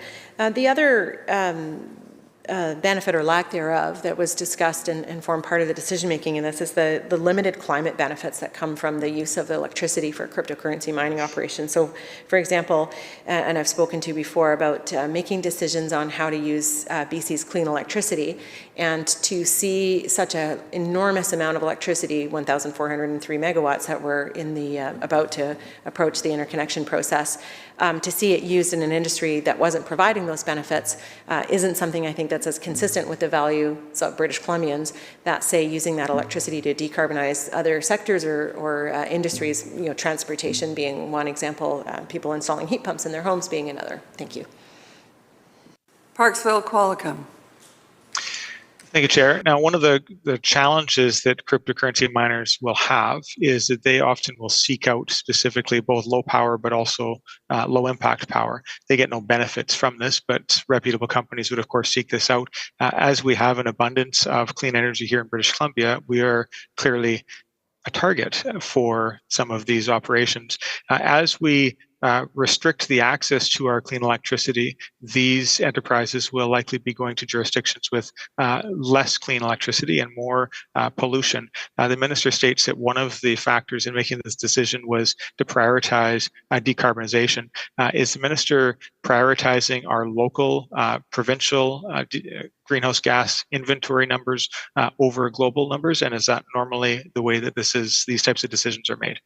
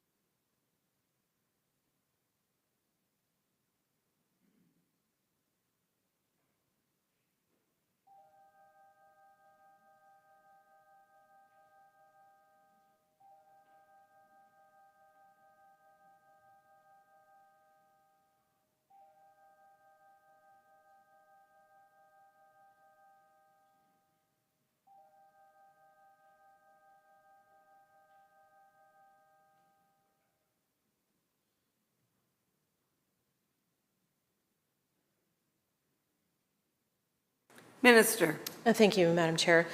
And thank you to the member for the question. And he's absolutely right. British Columbia is an attractive place to want to set up business and to invest. And one of the reasons why is because of the clean electricity that we have here. And we already know that there are many sectors of our economy and of a society that want to electrify. And I think that's exactly what we want to achieve as a government. And indeed, I hope everyone in this House to reach our Clean BC goals and more. We are making decisions about one particular industry that does not provide, in our opinion, the sufficient benefits to communities that warrant such an enormous amount of electricity going to. And I understand that businesses will make decisions around where they want to locate themselves on the globe and contemplate the different costs and environmental frameworks that those jurisdictions have and make the decisions. But this is that are best for them. But this is really about prioritizing what's important to British Columbians and to meeting our climate goals, supporting communities, and making sure that every electron we have is being put to good uses that provide the kind of employment and benefits that British Columbians want to see. Thank you. Parksville Qualicum.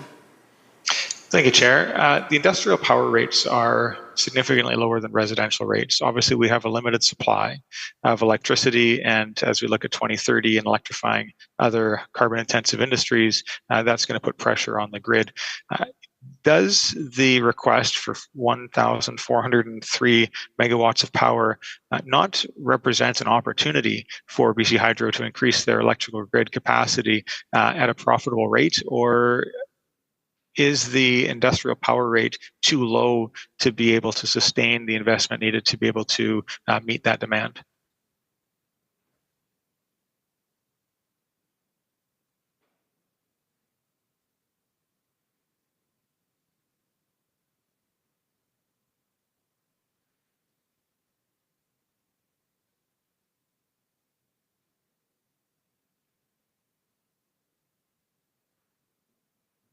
Minister. Thank you very much, Madam Chair. I think we're straying away from the bill here and its focus on cryptocurrency mining operations. So thank you. Parksville Qualicum. I think that this is the fundamental crux of the bill, is we are restricting power. As the minister states, we only have so much power. This decision was based on the economic values and the climate values as sought through the limited power that we have here right now. So this bill is fundamentally about the use and the regulation of power in this province.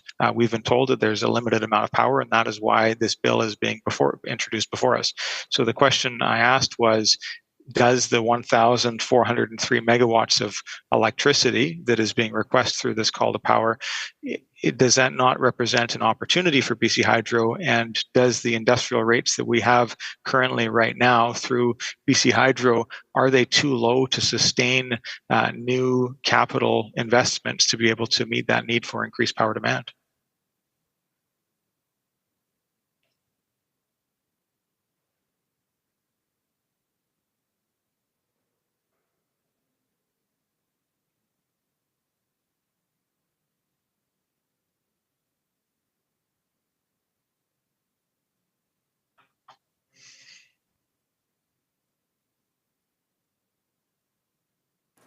Minister.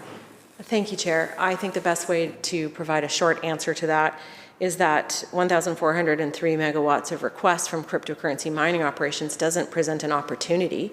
It presents a foregone opportunity, an opportunity for sale. It presents a foregone opportunity for how that electricity can be used. Thank you. Recognizing the leader of the third party. Thank you, Madam Chair. I've been interested in this conversation back and forth a little bit, and I appreciate the minister's point just now, foregone opportunity for how electricity should be used. And I had to step out, but could the minister just give a brief overview of what the intention of Clause 4 is?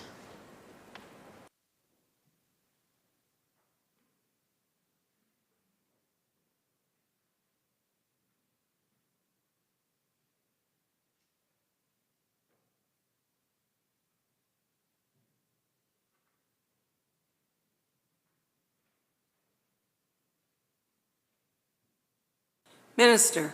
Thank you very much. This has been the substance of much of our conversation over the past hour or so. But in short, the intention of this is to provide Cabinet with the regulation-making authorities, broad authorities, to develop a policy framework specifically for cryptocurrency mining operations. Leader of the third party. Thank you, Chair. And in the previous response, the minister indicated this is about prioritizing economic values of this government, of climate goals. Are there other factors that inform what that policy framework will be?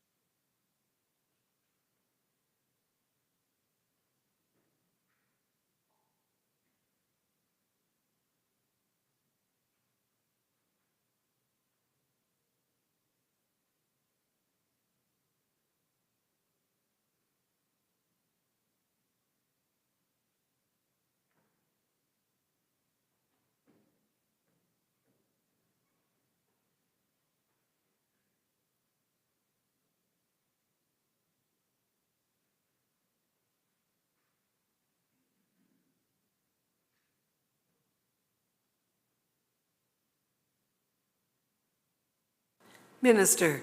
Thank you, Chair, and thank you to the member for the question. Yes, the original impetus was the amount, the staggering amount of electricity, clean electricity, that these operations were in the process of requesting.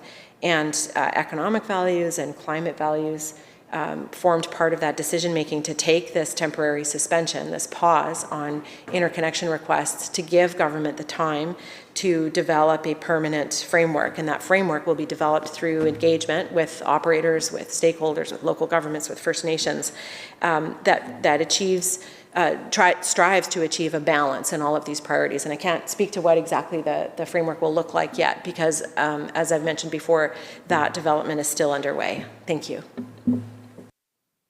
Leader of the third party. Thank you, Chair. And that balance, I expect, would include ideally affordable energy for the people of BC? Minister. Thank you, Chair. Yes, I think that's something that's valuable to all British Columbians. Thank you. For the third party. Thank you, Chair. The minister indicated this was as a result of the staggering amount of clean electricity requested by the cryptocurrency industry.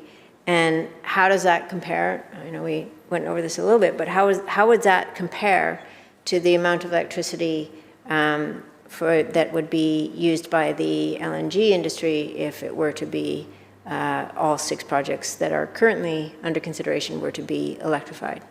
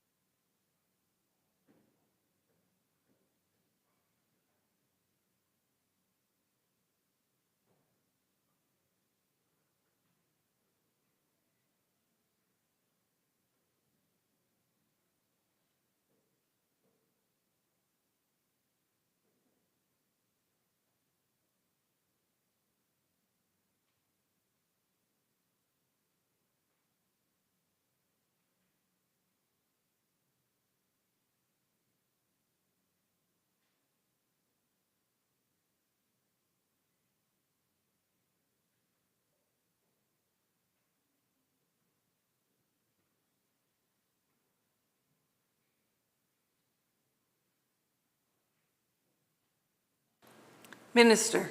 Thank you, Chair. So yeah, and we did talk about this earlier today, and as I said then, we do know roughly the requirements of 2 existing LNG operations that are approved, permitted, have made FIDs and are under construction.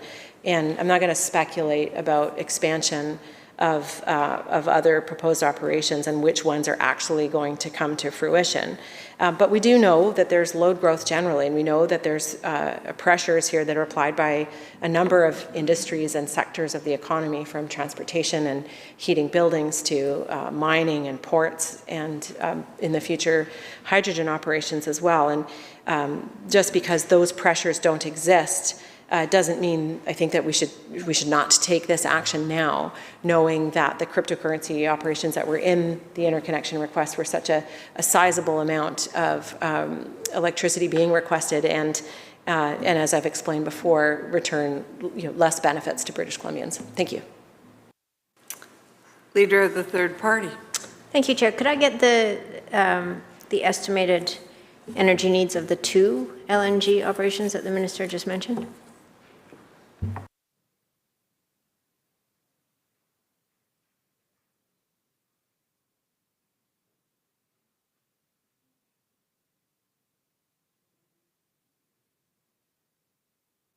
Minister. Thank you. What I said earlier today was roughly 150 megawatts each, but that's a rough estimate. So I'd have to get back to the member with the specifics. Thank you.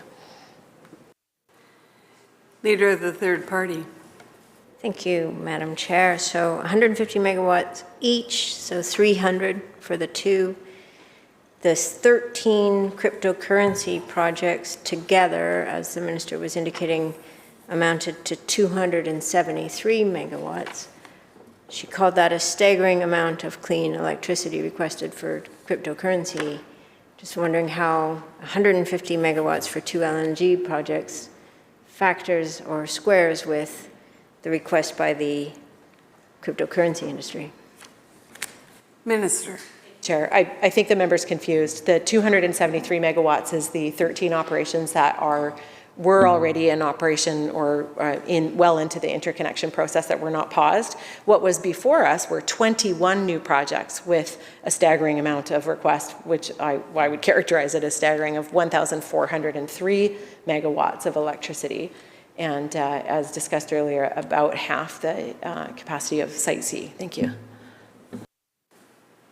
Leader of the third party.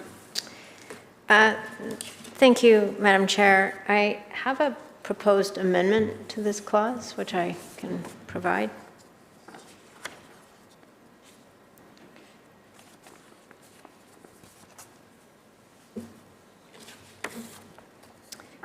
Would you like me to speak to it? You may speak to the amendment, and then we'll take a brief pause to distribute. Thank you.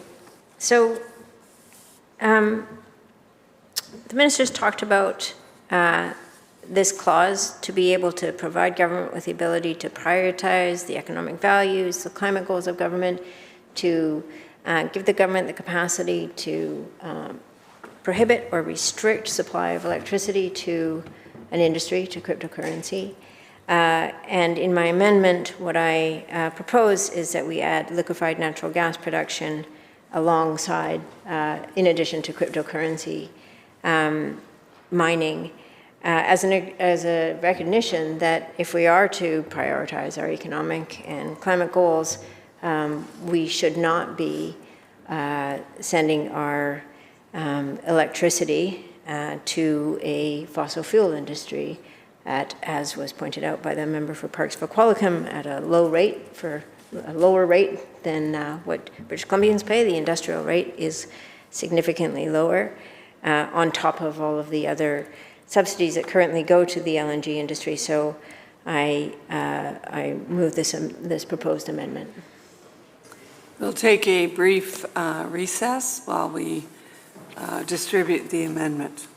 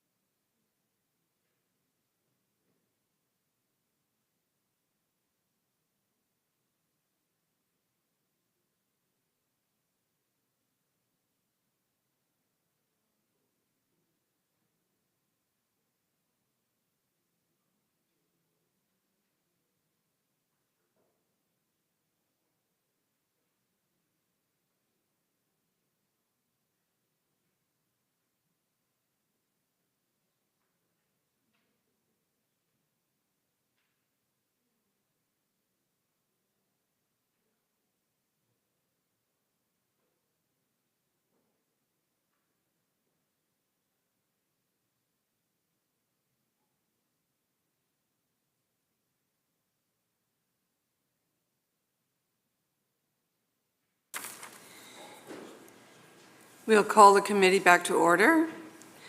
The clause is in relation to cryptocurrency mining, and therefore the amendment is beyond the scope of this clause.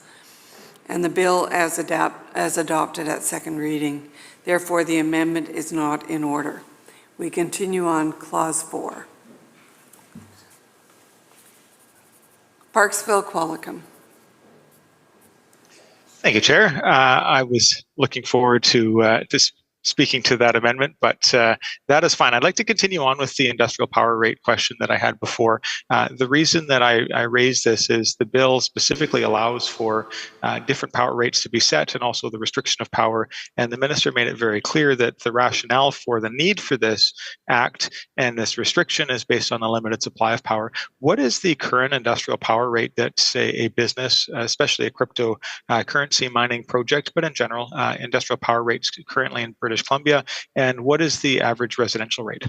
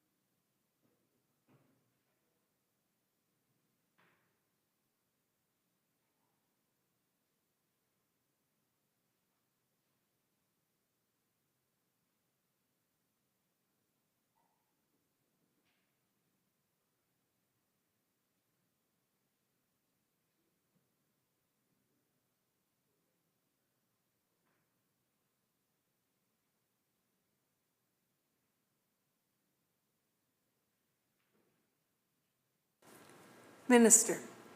Thank you, Madam Chair. The industrial rate is about 6.5 cents per kilowatt hour, and the residential rate is approximately 11 cents and 14 cents for the two tiers in the residential inclining block utility prices that BC Hydro charges. But the member might also be interested to know why the difference. And I mean, the simple answer is that it costs less to deliver industrial electricity because it's done at transmission voltage, whereas the voltage needs to be stepped down and sent through distribution wires into homes and businesses and buildings, and that costs more, and thus the cost of electricity is more. Thank you. Parksville Qualicum. Thank you, Chair, and thank you to the clerk for muting me. So that is quite a substantial difference, and the minister has stated that that's based on some efficiencies that can take place at industrial sites that can't exist at a residential setting. New calls to power, what is the average cost of new electricity that the province will be bringing on, not the existing load, but the cost of new electricity that will be brought on to the grid? Minister. Chair, that is a question that has been asked by a previous member and answered during this debate. Thank you. Parksville Qualicum. Thank you, Chair. It's the government's prerogative to run 3 separate chambers. The challenge is that I can only be in one place. I've skimmed through the blues and cannot seem to find that. If the minister would give me the indulgence of providing me that answer, that would save me from having to come back to this at a later date.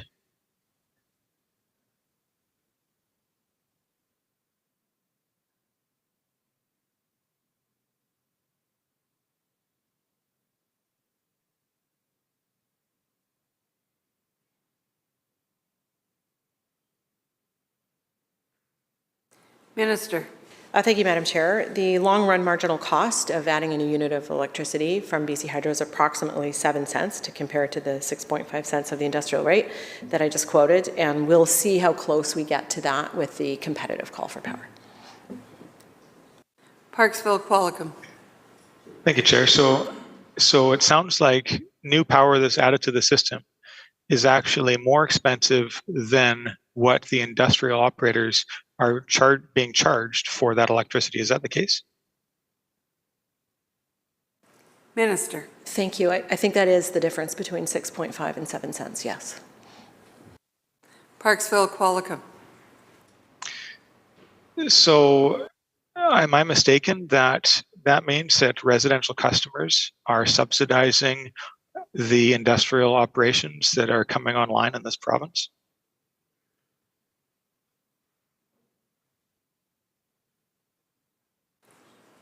Minister. Thank you. I do think we're straying away from the clauses on this bill related to cryptocurrency mining, but I explained the rationale for cost. It's the cost of delivering electricity. These are rates that are approved by the BC Utilities Commission. Thank you. Parksville Qualicum. That wasn't the question. The question is, are residential users subsidizing? So the Act says specifically that this gives Lieutenant Governor Council 21.1 sub 1 the power respecting the provisions by a public utility, and under 2 sub B it's for setting a rate. So obviously there's recognition in this Act that this is not economically viable to provide for cryptocurrency mining or adding electricity to the grid, because we would actually be, as a society, as a province, as shareholders of this Crown Corporation, losing a heck of a lot of money. I mean, this is, I find this all quite interesting. So the question again through the chair to the minister, in the current structure that exists with our Crown utility, as new industrial uses are added, are those industrial uses being subsidized by the residential ratepayers?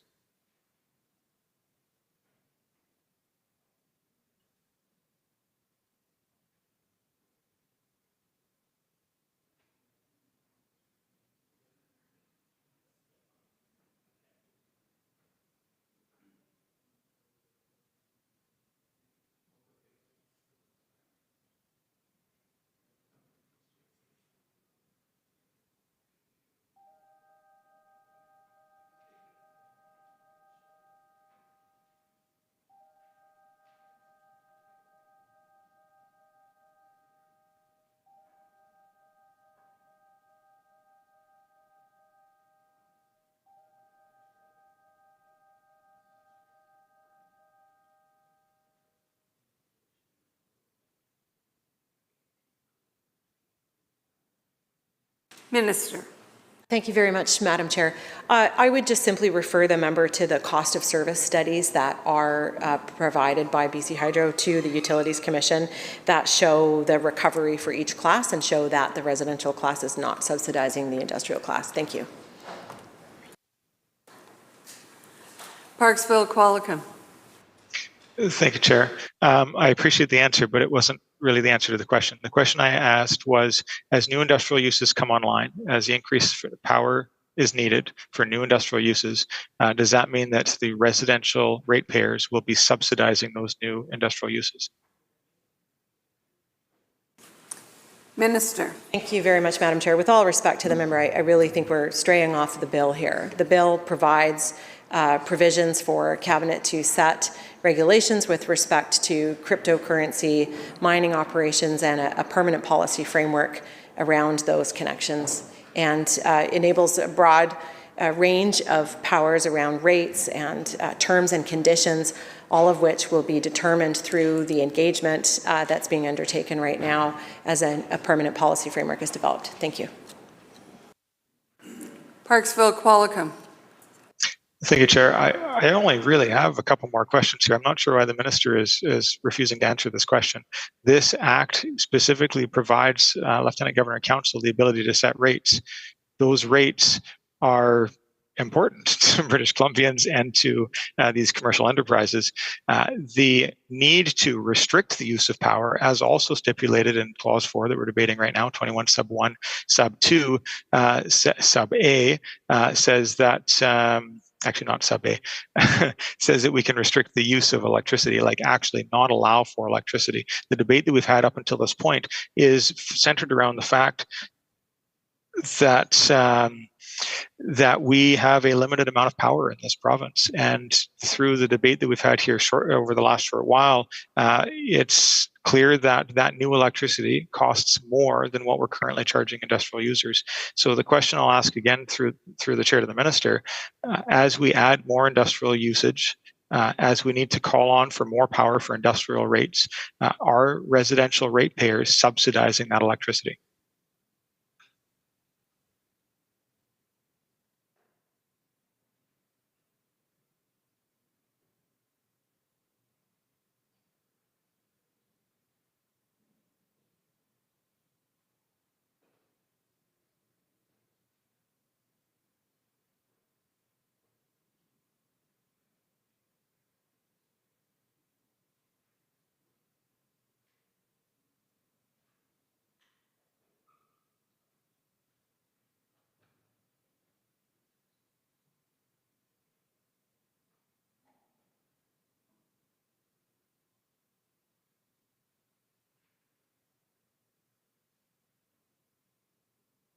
Minister.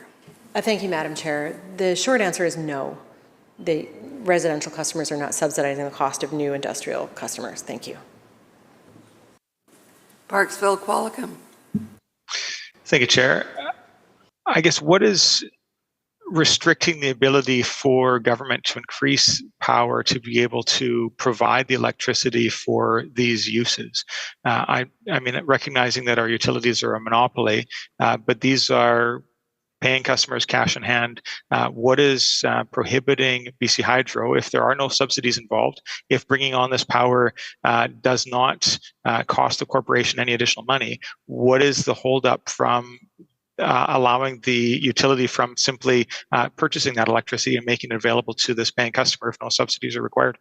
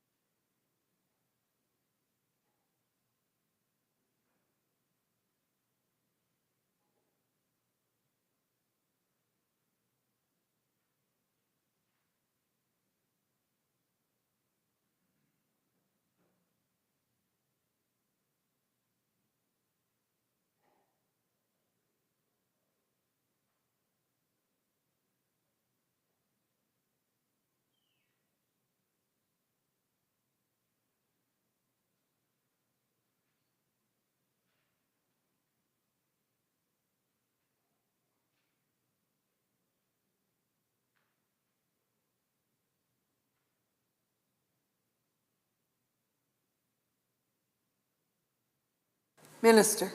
Thank you very much, Chair.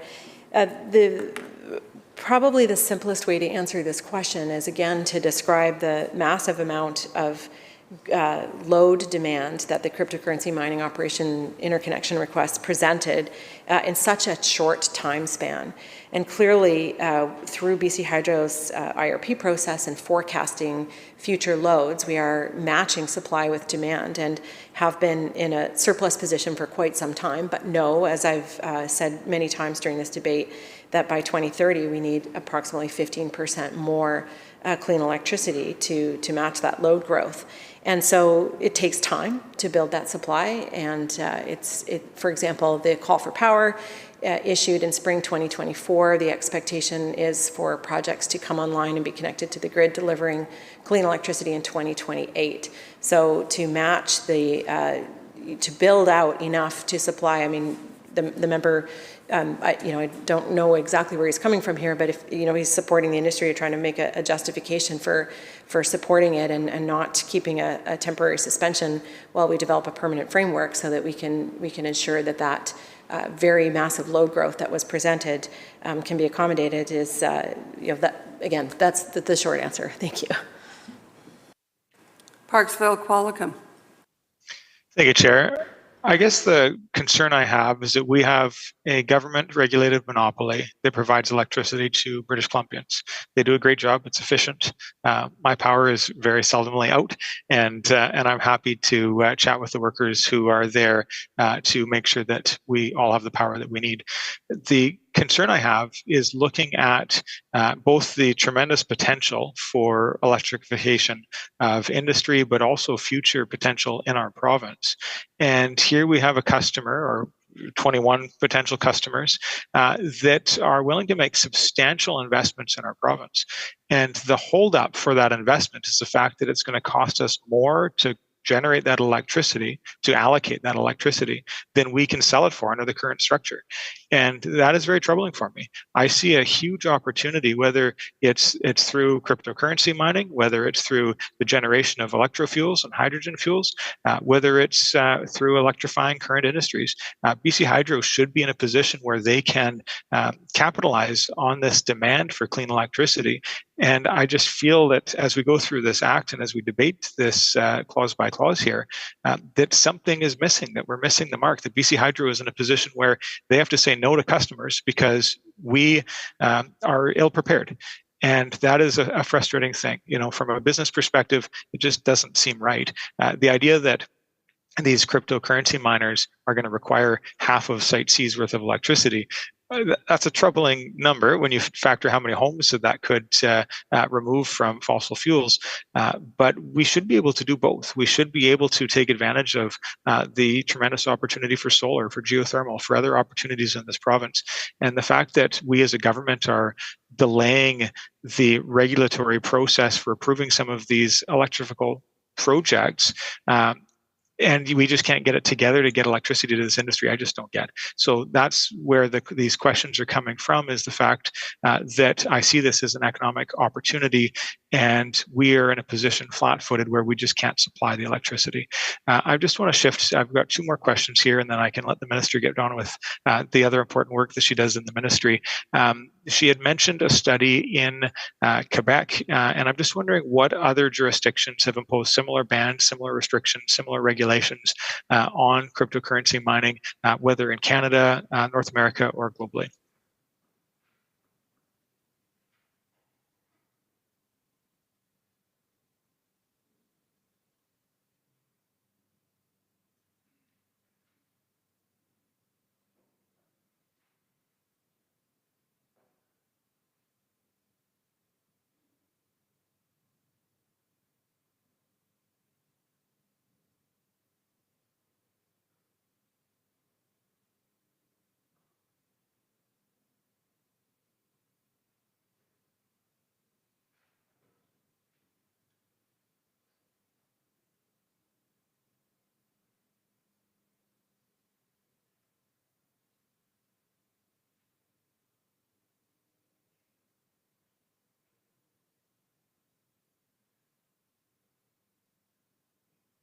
Minister.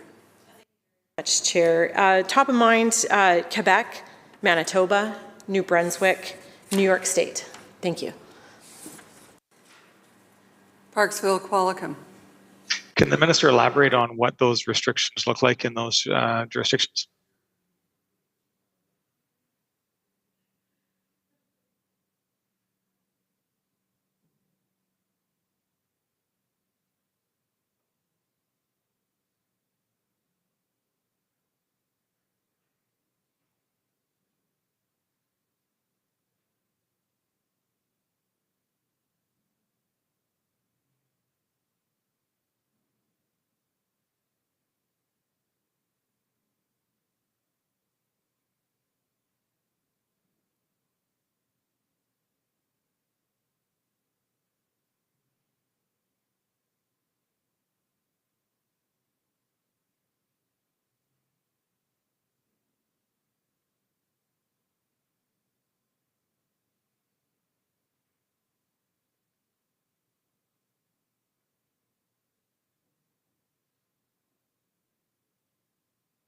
Minister.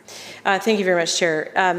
The ones that we're most familiar with, Quebec has developed a permanent framework that involves a sector cap, a higher rate, and requirements for curtailment. In Manitoba, like British Columbia, they put a pause on cryptocurrency hookups and have recently extended that for 2 years. New Brunswick has legislated a prohibition. Thank you. Parksville Qualicum. Thank you, Chair. So I presume that we'll be looking more at the model of Quebec than we are of New Brunswick. Is that the case?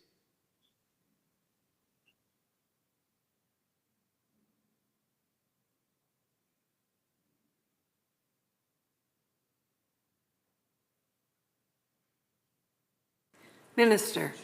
Thank you very much, Chair. So we have not finalized the framework, so I can't speculate on what the final framework will look like, but certainly the amendments proposed in this legislation would give us the powers to do that and to take into account the feedback that we're hearing from the sector, from First Nations, from communities, from stakeholders, and in designing that final framework. Thank you. Parksville Qualicum. Thank you to the minister. Last series of questions here is the minister monitoring or concerned about the impact that this ban could have on BC's reputation, both within the innovation sector but also the technology sector?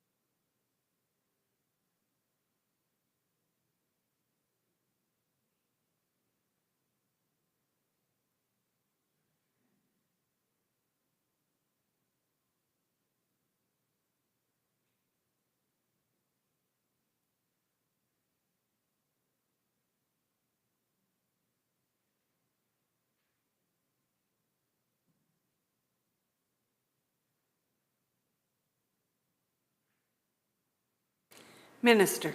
Thank you very much, Honourable Chair, and thank you to the member for the question. I appreciate the concern for the tech sector. Of course, I know we all value that and want to ensure that it can continue to grow and take advantage of all the what British Columbia has to offer there and all the talent that we have here in that sector.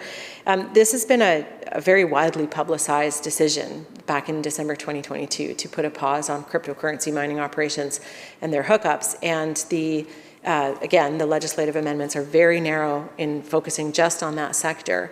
Despite the wide publicization, and I probably received more media requests, frankly, around cryptocurrency than almost any other issue in my ministry, that hasn't been a concern that has been expressed to us or that we have heard.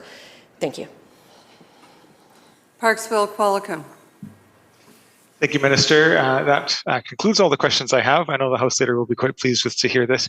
I just want to encourage the Minister to actively pay attention to the concerns that the tech sector could have around this. I know this is isolated, I know it's specific, but venture capital and investment in tech is very interconnected. And when somebody sees a failure in a jurisdiction without expectation, it can have reputational impacts. Obviously, as the ministry consulted, they reached out to almost 450 different organizations, and to hear that only 18 of which participated in engagement related to this, it concerns me. I see huge opportunity for BC Hydro and our province as the world decarbonizes, and I'm pleased to see that the ministry is doing what they can to manage this finite resource of clean electricity, but we want to make sure we have a sustainable model. So I'll leave my place here, and I want to thank the minister and her team for all the time they've given to me today, and I will pass it back to the chair. Thank you. Minister. Thank you very much. I'll just thank the member from Parksville Qualicum for the questions, but I do want to just make one correction, which is that in the 450 odd engagements that he suggested, that in no way was just the industry. That included First Nations and communities and other stakeholder groups. So to infer that a very small proportion of companies took part in the engagement would be incorrect. Thank you. Recognizing Kootenay East. I'd like to thank the member from Parks for Qualicum for some good questions and certainly some concerns that I have as well. And so I think just kind of like going off of the last question a little bit there, and the minister said it herself, clauses 4, 5, and 6 do make amendments to the Utilities Commission Act and targets a specific group. And that's who we're talking about right now, is a cryptocurrency sector or group. The minister just said it's focused just on that sector. So when these amendments are made in the Utilities Commission Act, can the minister tell me where else in the Utilities Commission Act is there anything that limits specific groups as it does with this amendment that's being proposed here?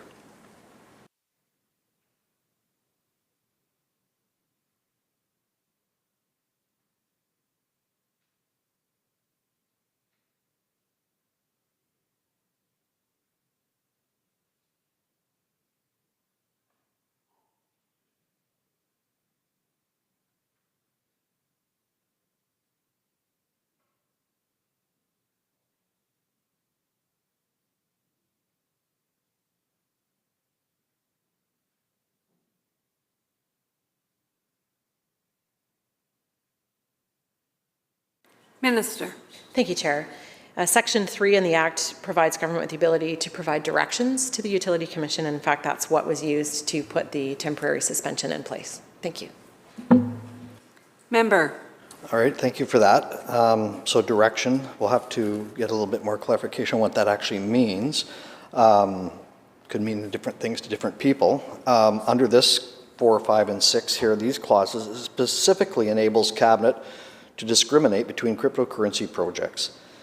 It is an establishing rate-setting principle that there be no undue circumstance or no undue discrimination between customers in similar circumstances. That is the basis of the Utilities Commission Act. The government proposed that this principle be abandoned, allowing it not only to benefit or penalize cryptocurrency projects as a whole, but to favor one project over another. So the amendment that was rejected just a few minutes ago from the leader of the Green Party illustrated that perfectly. She wanted to make amendments to this bill to include LNG facilities. So is this the flavor of where we're going? Taking the independence from the BCUC out of this, making this only a direction from Order in Council to pick pet projects or to pick and choose winners?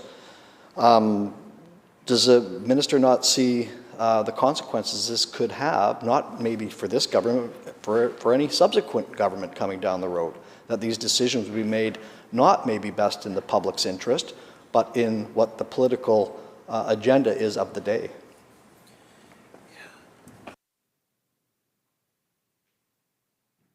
Minister. Thank you, Chair. Thank you to the member for the comments and the question. Again, these are a narrow set of amendments designed specifically to provide a permanent policy framework for cryptocurrency operations, which had the potential to take up a massive amount of electricity in their requests to BC Hydro for hookups, and the decision was taken to put a temporary suspension on those hookups so that the diligence and the work could be conducted to design a permanent policy framework. And that's what these amendments will do, is enable Cabinet to develop and implement that permanent policy framework. It is up to the discretion of governments of the day to bring forth legislative amendments and to respond to the concerns and the needs that they're hearing from British Columbians. And I can't speculate on what a future government might do, but I think this does speak to why it's important that these amendments are so narrow in their focus on this particular industry, and again, that they are in response in part to direction from the court that legislative amendments were needed in order to put into effect a permanent policy framework here. And as I've been speaking about throughout this debate, that work, the engagement is underway to determine what that framework might look like. Thank you. Member. Thank you. So, the Minister didn't answer the question before on where in the Utilities Commission Act is it written or amended that a certain specific user group is targeted, and the answer is there's none. This is the only amendment that's in place to do this. And now the Minister can make good rationale on why this needs to be done, but it's not being done through the regular process through the BCUC. They are the rate setters. Will impact rates. This amendment does give Cabinet or regulation the ability to change rates, times of use, all those kinds of things. So we're stripping away that independence. So it's not so much why it's being done. I don't think a lot of people, politically speaking, the province will really care so much about crypto mining, but it's the process that I think we're concerned about, and the ramifications. Now, the Minister talked about cases or courts, settled in the courts. There was a Supreme Court ruling here with Conifex Timber, as the Minister probably knows, and due to the OIC that was made on December 21st, 2022, the BCUC issued a decision relieving BC Hydro of the obligation to provide service to new cryptocurrency mining operations. As a result of that decision, 2 of Conifex's data center projects were removed from BC Hydro's interconnection queue. So this is another industry outside of cryptocurrency that is directly impacted by an order in council that can bring not only provincial security, but national security through data centers. It also can be expanded to artificial intelligence technology. That takes up a lot of energy. The leader of the third party talked about LNG. That takes up a lot of power as well. So where do we draw the line with orders in council? And is this bill, clauses 4, 5, and 6, just the shape of things to come with this government on picking winners and losers? I mean, does the Minister not see the ripple effect that this could have, and what other subsequent governments could do to, maybe make the situation even worse? We're talking about the member from Park Qual talked about reputation, talked about competitiveness, certainty. Certainly this doesn't give a lot of people that want to invest in British Columbia for any kind of high energy projects. I mean, we look at Fortescue that's coming in Prince George that has a capacity of about 1,000 megawatts, which is almost a complete all of Site C. And the Minister, through her own memos and notes, said that there was a way we could, bring those projects down, cut them down, downsize these big projects, which offers no sustainability when those models are reduced in size by half, by using tariffs or a big stick. This is a further to that. The Minister has told us here time and time again, for 5 years there was no SOP program. It was discontinued. And yet we're stuck in an energy crisis right now where we need those projects online.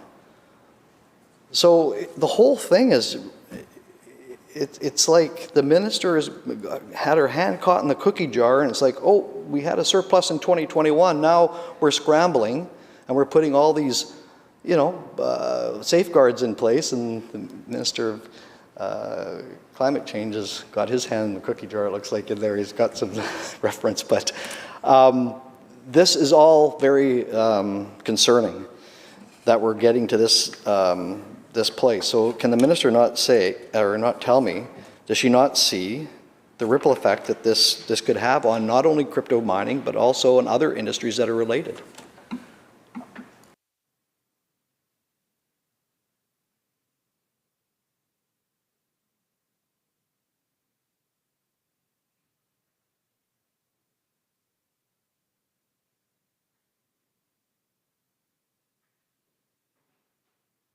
Minister. Thank you very much, Chair. I don't think I agree with almost everything the member has just said in his characterizations of such.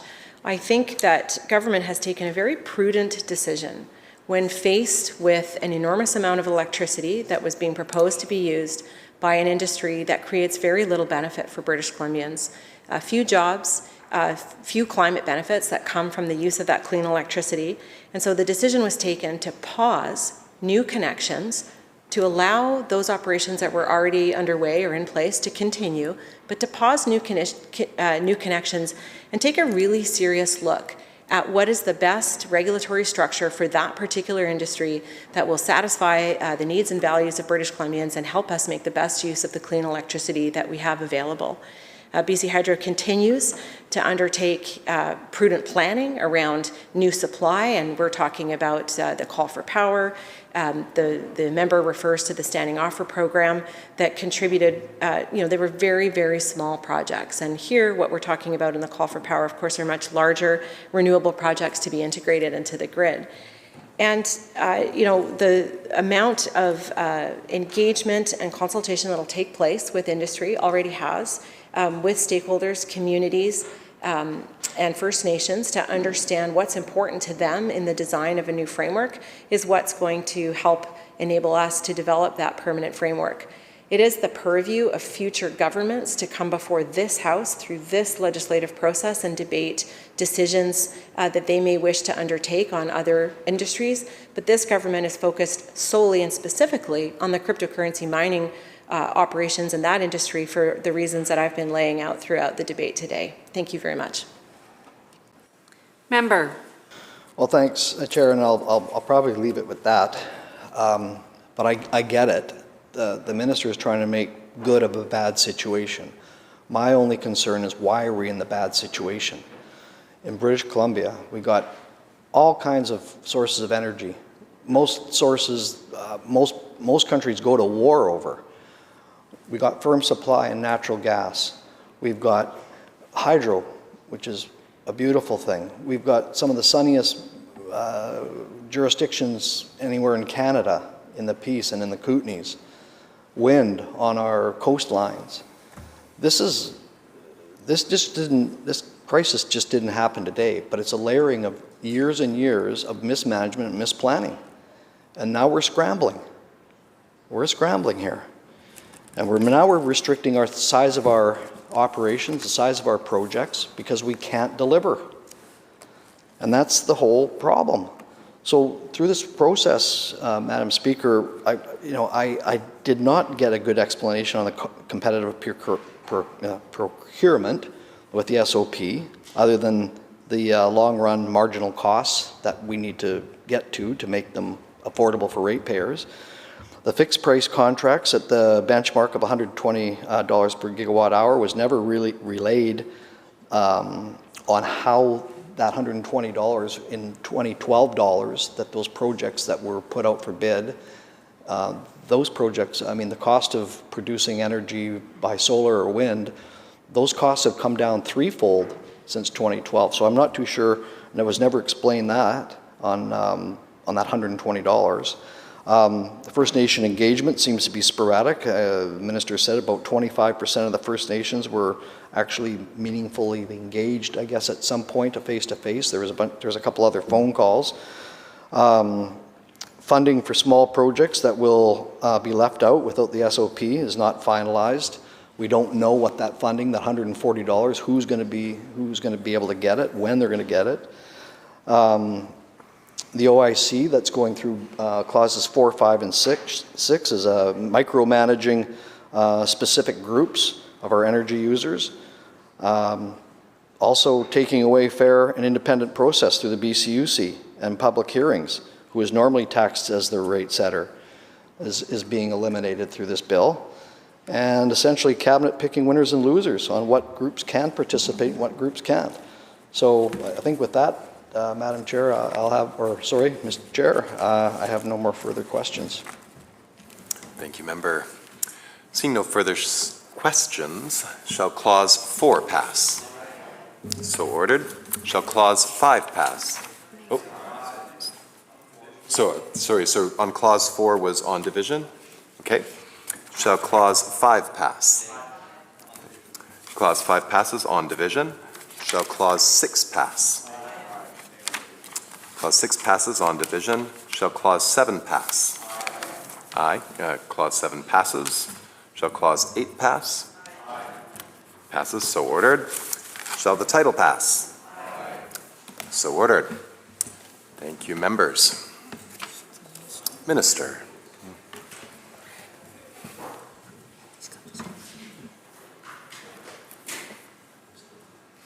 Minister for Energy. Thank you. I move that the committee rise and report the bill complete without amendment. Members heard the question. All those in favor? Opposed? Okay, it passes on division. Thank you. We will report to the Speaker. This committee is adjourned.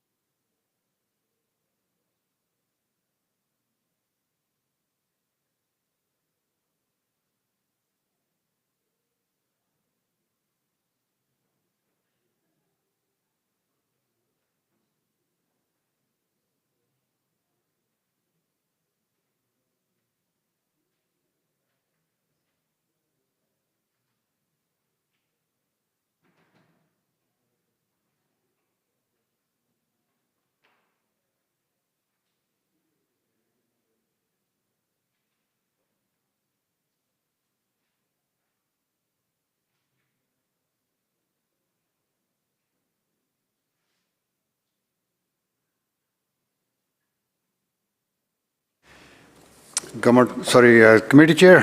Thank you, Honourable Speaker. Committee on Bill 24 reports the bill complete without amendment. When shall the bill be read a third time, Government House Leader? Now. Members, the question is third reading of Bill 24, Energy Statutes Amendment Act 2024. All those in favor indicate aye. Aye. Opposed? Motion carried. Bill 24, Energy Statutes Amendment Act has been read third time and has passed. Government House Leader. Thank you, Mr. Speaker. I call Committee of the Whole on Bill 21, Legal Professions Act, and ask for a 2-minute recess. House will. Member for Richmond Queensborough. Mr. Speaker, yesterday I would like to take a moment to clarify some comments I made yesterday morning. I made remarks about how government must be circumspect in policing speech, but it's also important to say that a protest can never be a shield for anti-Semitism or indeed any form of hate. We must defend free speech while also calling out hate, and I missed that balance yesterday. It's a delicate balance. In my speech, I did indirectly reference the arrest of Charlotte Cates for her horrific comments on October 7th as an example that our system indeed works. Her comments may have amounted to hate speech, and she was arrested for that. But upon reflection, I wish I had taken more time to name and recognize the harm of comments like hers and explicitly call out the anti-Semitism and hate that we have seen at several protests. I'm genuinely sorry for not doing that, especially on Yom HaShoah. Yesterday was a day to remember Holocaust victims and to redouble our commitments to fighting anti-Semitism. I know this is an extremely difficult time for the Jewish community, especially on campuses. I understand that on a very personal level, especially as a visually identifiable Sikh, part of a community that has also been historically targeted and marginalized.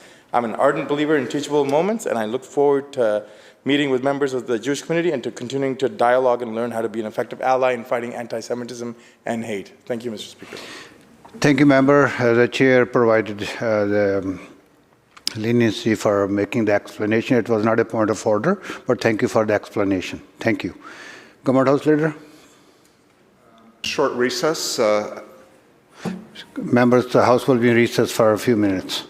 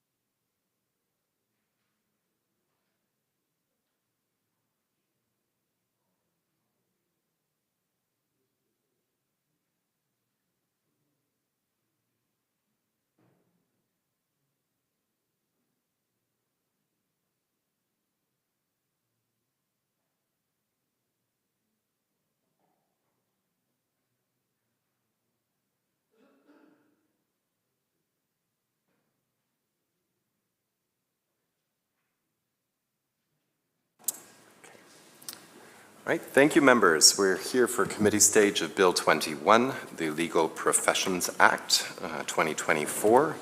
And we will start with Clause 1, but of course I want to acknowledge the Attorney General to... Thank you, Chair. I just wanted to introduce and thank Paul Craven, ADM of Justice Services Branch, and Katie Armitage, Legal Counsel, Justice Services Branch, that are joining me here today, and for all of their work. Thank you, Attorney. Member for Vancouver-Langara. Thank you, Mr. Chair, and I'm pleased to commence the much anticipated committee stage on Bill 21, and certainly appreciate the members of the BC United Official Opposition Caucus, members who joined to speak about their concerns about Bill 21 as it's been brought forward by this government with 7 days to go in this legislative proceeding after today. So, Mr. Chair, as we commence the discussion at the committee stage on Bill 21, I would first ask the Attorney General to provide her outline of the steps that this government has taken to bring forward this bill. The Attorney General and I just came out of the chamber of the Little House on Bill 23, and I had an exchange with the Attorney General about process and affected communities, in that case to do with the anti-racism legislation and how government is cautious in terms of how it steps forward without consulting with affected communities, whether it's Muslim or Jewish communities or Indigenous communities or the like. But here, of course, in the legal profession, this government is prepared to step forward in many different ways here, even though we've heard from, for example, the Canadian Bar Association, the BC branch.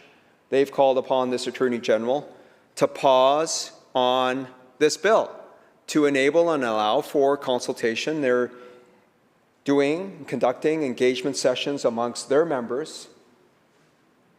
And I know the Attorney General attended the first one that the CBA was able to organize after this bill was introduced. We know, and I'm sure the Attorney General will speak to, some of the work that was done, including around the paper that was provided before and the What We Heard report that came out in May of 2023. And I do think it's important as we look at the significance of this fundamental change to how the legal professions are going to be governed in our province, that we do have an understanding as to the process that this government followed, including under non-disclosure agreements, to get to this stage. The type of process that they followed even under Bill 36, the Health Professions Act, and where there was significant change in terms of what even was being referred to out in the realm, in the public realm, such as it was with those health professions themselves.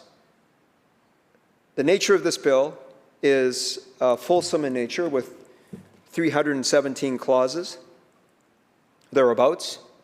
So I do think, in terms of the significance of the provisions that are set out in Bill 21, that we need to have a good understanding at the outset of this bill as to how we got here. So with that, Mr. Chair, I would invite the Attorney General just to address the process as to how this bill has been shaped.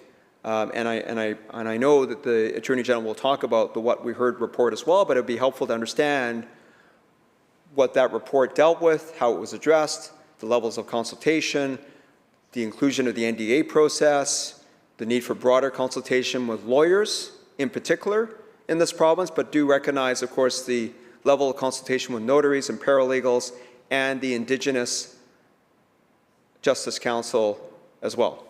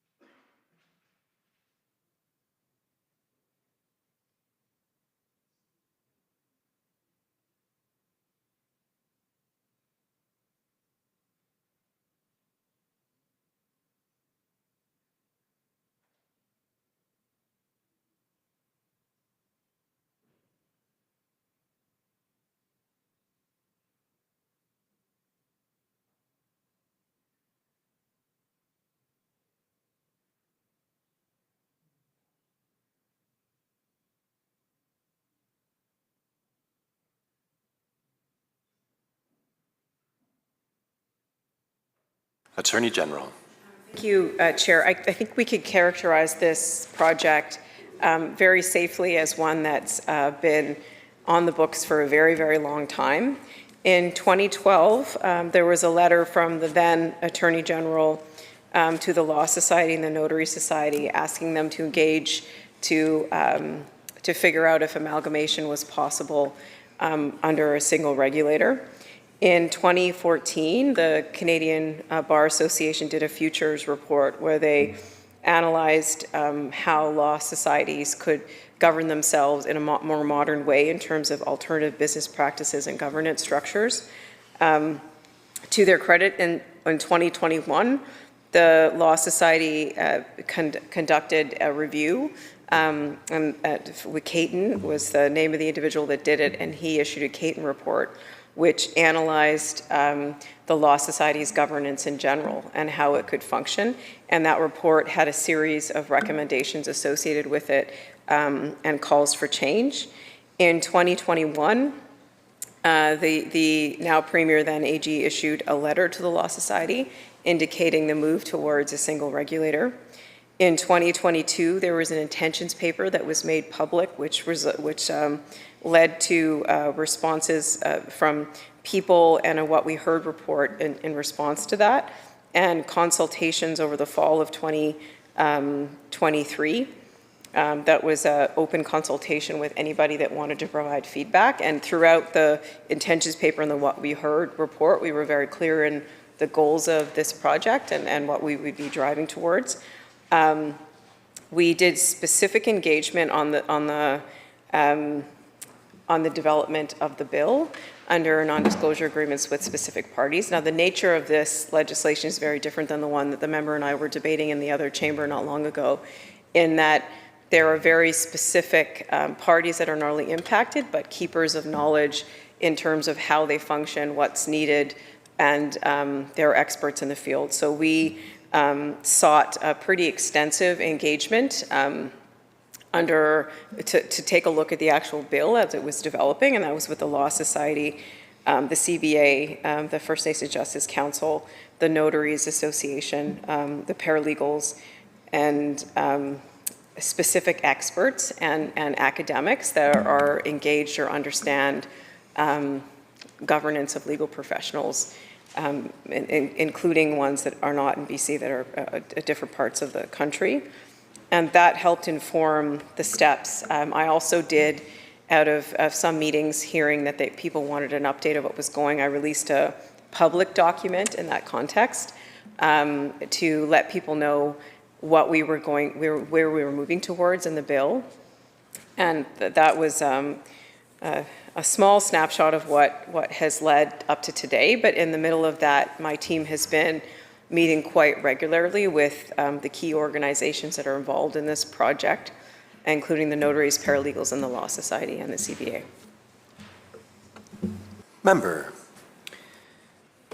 Thank you, Mr. Chair. We,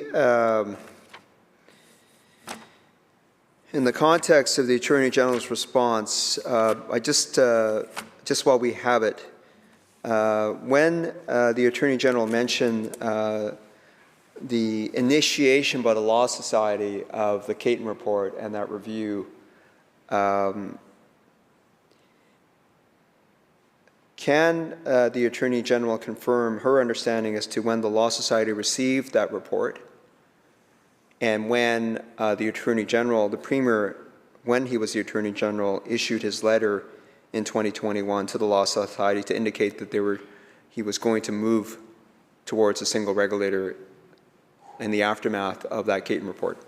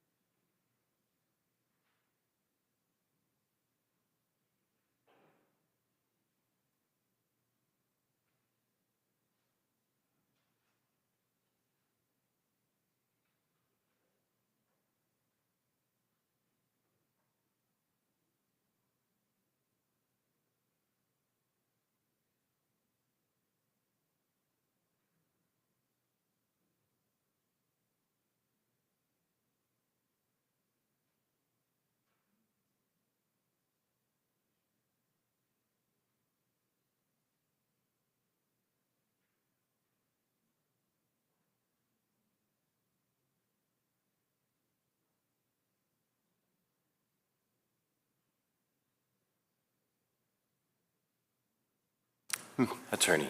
Thank you. So to be clear, there were other factors that were involved in this project and the making of this bill. The Caton report was one factor, and I'm sure we'll get to the other ones as we engage in this discussion. The Caton report was received by the Law Society in November 2021, and the letter that the then AG wrote to the Law Society was March 2022. Member. Thank you, Mr. Chair. We'll review that timing as we go here. I understand the Attorney General in terms of the level of consultation, other than the consultation that was occurring under NDAs, which have those non-disclosure agreements. Are they currently still in effect?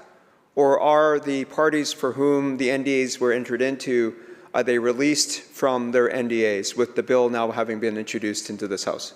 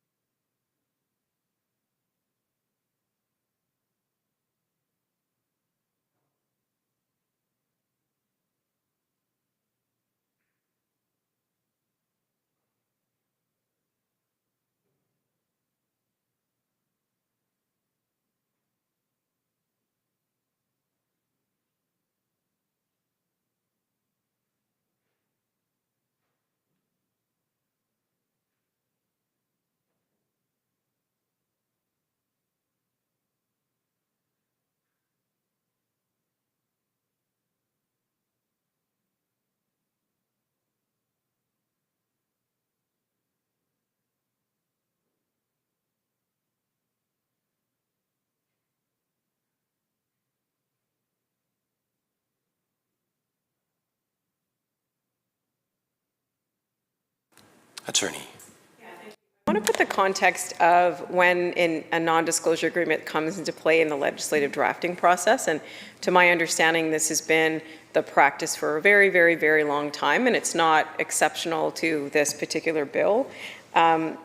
With respect to cabinet confidentiality, when you have a draft bill, sometimes it's important, or often good practice, is for consultation purposes to consult on the actual draft of the bill, to have it under under an NDA to preserve the confidence and the ability of the parties to really discuss the contents of the bill and that confidentiality.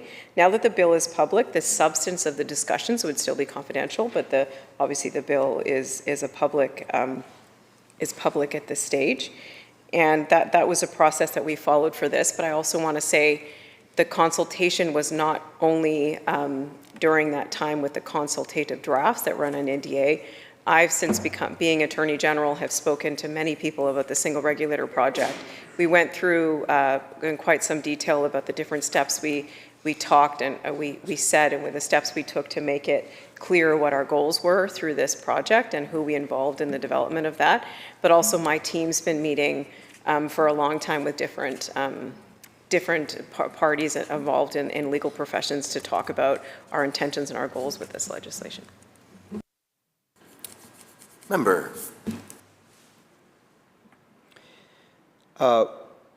Is the Attorney General at liberty to list who is or which organizations are under NDAs still with this government?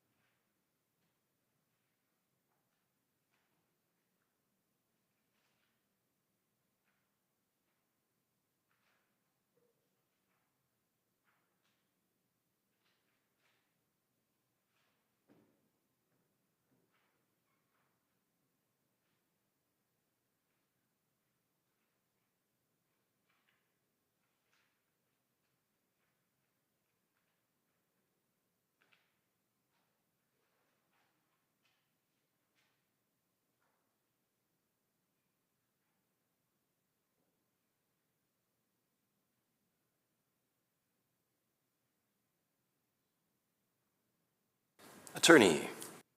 Although I can't reveal the names of the people that are under NDA here, I can tell you that it was extensive and when we got to the stage of draft legislation. And of course, the normal process is that, and I mentioned it before, it's cabinet confidentiality, and it's premised on the idea that in coming to decisions, cabinet members must be able to freely discuss matters with confidence, that those discussions will not be made public. So in the context of the deliberations of a draft legislation, that was when we employed non-disclosure agreements so we could sit frankly with people that were closely related to legal professions and regulation and figure out with them when they looked at the draft bill what we should consider in any changes we made. Member. So obviously recognizing what the Attorney General is referring to here, we have no degree of any transparency, of course, in terms of the process that was followed with those parties that are under the NDAs. The bill is here, and we'll have an opportunity to review that clause by clause. We have substantive issues that were addressed in confidence under those NDAs that the Attorney General is not in a position to share with us as we review this bill. Can the Attorney General, through you, Mr. Chair, describe, though, for this House the formulation of the bills, the legislation that was shared with these parties under NDAs? What drafts, to what extent was the actual bill itself shared with these parties for their input?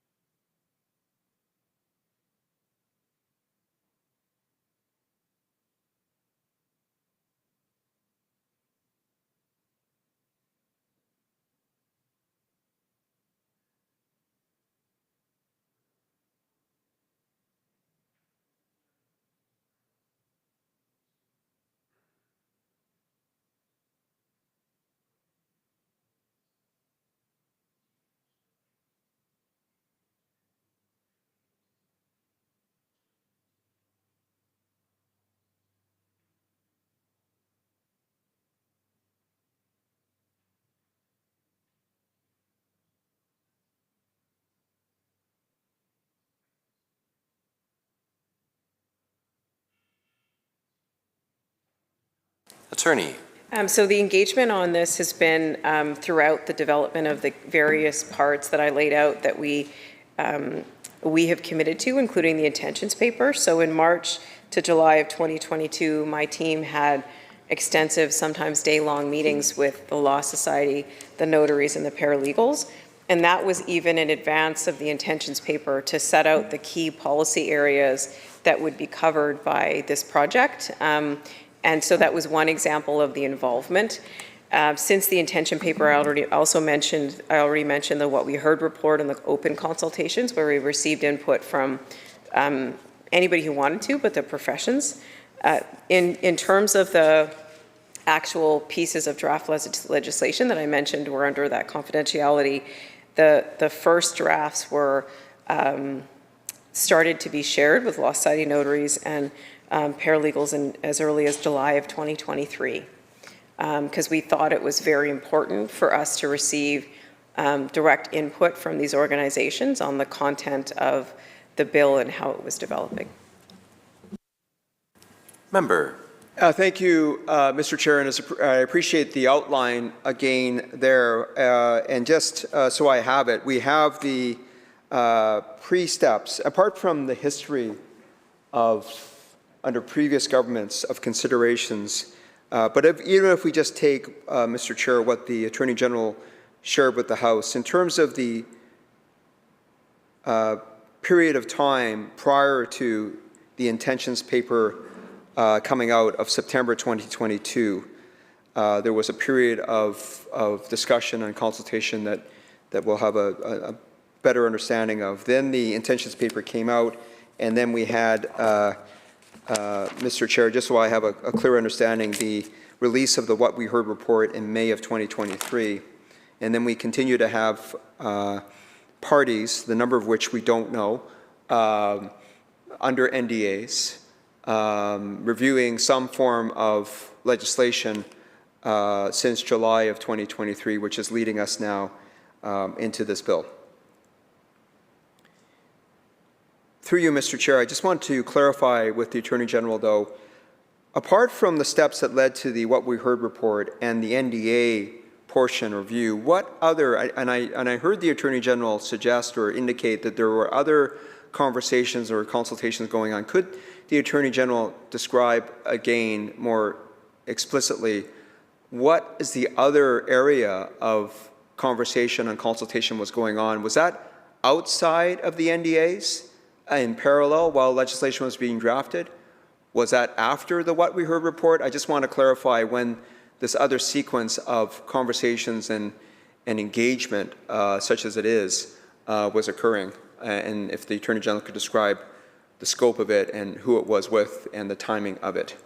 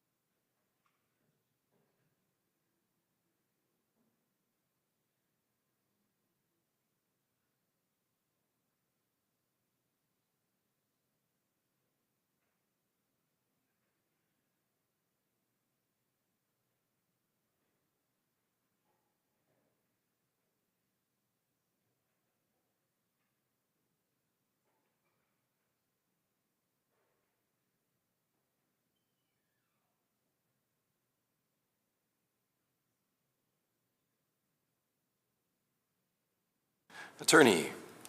Thank you. It just, I forgive the member, it's a broad question, and we did so much consultation or reaching out that it's going to take a while to go through, but maybe I'll give it an idea of some of the other groups that we engaged, but it won't be a final list. Okay, so with the engagement, we received feedback from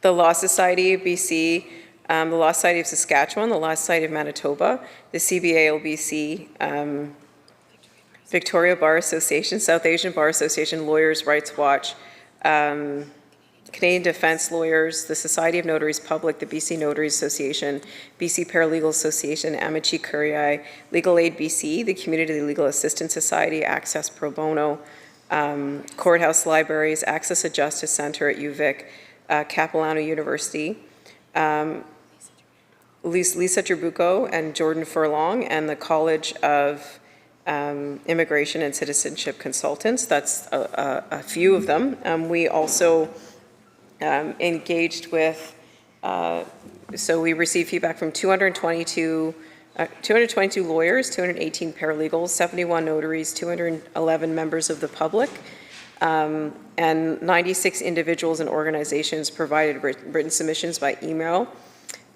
including current regulators, professional associations, nonprofit legal service providers, legal scholars, as well as numerous individuals, individual lawyers, notaries, and paralegals. It was, and then also with the First Nations perspectives, we engaged with the First Nations Justice Council, the First Nations Leadership Council. We also reached out to individual First Nation governments in case they were interested and wanted to provide feedback on any of the work that we were doing. And including we've engaged with past presidents of the Law Society, including the CEO of other law societies, so people that were situated to give us expert advice. Member. Thank you, Mr. Chair. I just want to clarify the Attorney General's response, because when the Attorney General cites that there were 222 lawyers that were engaged with, let's say, and that there were 96 written submissions, and that there were submissions provided by individual legal professionals, public respondents, as well as organizations such as legal regulators, professional associations, advocacy groups, not-for-profit, legal service providers, legal scholars, and academic institutions. Mr. Chair, I'm quoting from the What We Heard report on page 2 and page 3. I asked a question to the Attorney General. I said, outside, separate from what's referred to in the What We Heard report, separate from the non-disclosure agreement, lack of transparency on this bill, what other discussions or engagements were utilized? The Attorney General just took me to and read passages from the What We Heard report. So I'd ask at this early juncture, in the course of Bill 21. Sorry, there's a technology issue over here. Please continue. Nice interlude there. I just ask in the context of Bill 21, though, just for the Attorney General to clarify, she did not mean to refer to the What We Heard report. Just let me clarify that when the 222 lawyers, is there another set of 222 lawyers that were, it just so happens that 222 lawyers that are referred to on page 2 of the What We Heard report, there's another group of 222 lawyers? Is that the case? And another set of 96 written submissions that are outside the What We Heard report? And another group of what's described here? Is that the case? Or is it that the Attorney General is referring to the What We Heard report? Can we please just clarify that point first before we proceed further?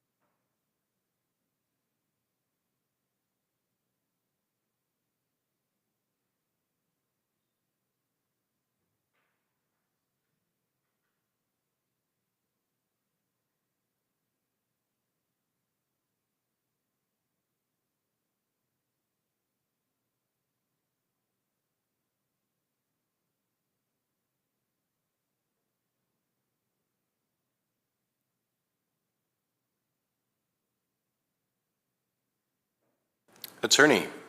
Thank you, Mr. Speaker. And I just want to say that maybe the premise of the question is that there's something that we're not saying. Of course, the purpose of the What We Heard report when we released it to the public was to tell people who we heard from and what we heard from them. So, of course, the list of people on that list that I mentioned and the member was pointing to should be a conclusive list of every group that we engaged with. But the thing that is hard to put down in a report or hard to capture is the numerous times that I've spoken at events where I've spoken about the content of the single regulator, where there were lawyers present, where my team has attended by invitation, either consultations or stakeholder engagements that were put on by organizations that were listed, that I already listed before, that were engaged in the process, or particular or events that I showed up at where I talked to people or I spoke about the single regulator project. And I am sure there were events where there were many lawyers in the room that got a chance to hear from me about our intentions. And I made a point of showing up in various forums and always talking about this project for the single regulator and the reforms to the regulatory body. So that side of it was kind of rigorous and ongoing because we were speaking about it in the public a lot. Member.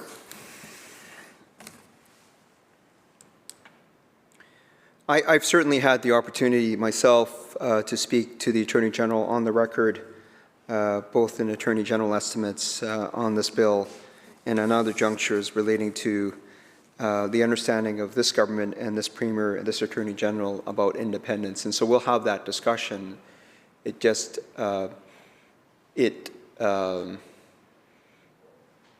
is an indication conceptually of a fundamental disconnect. But having said all that, even if we just stick to the What We Heard report, I am not hearing from the Attorney General that there's another set of 222 lawyers that was consulted in some other process that I believe that the Attorney General was referring to the 222 lawyers that responded to the surveys that were completed back in May of 2023.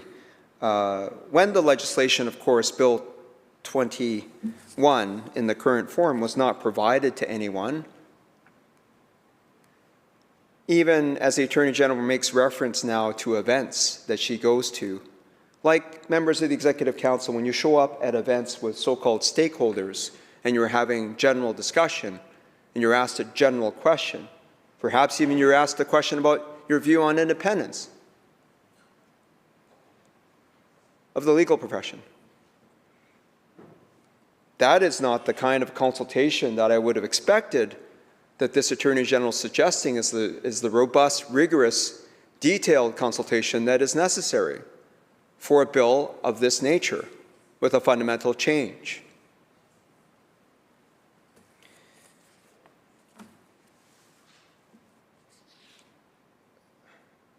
So, for example, I don't have the quote with me right here at this very moment, but is the nature of consultation the kind of consultation that the Attorney General had in the discussion on the panel,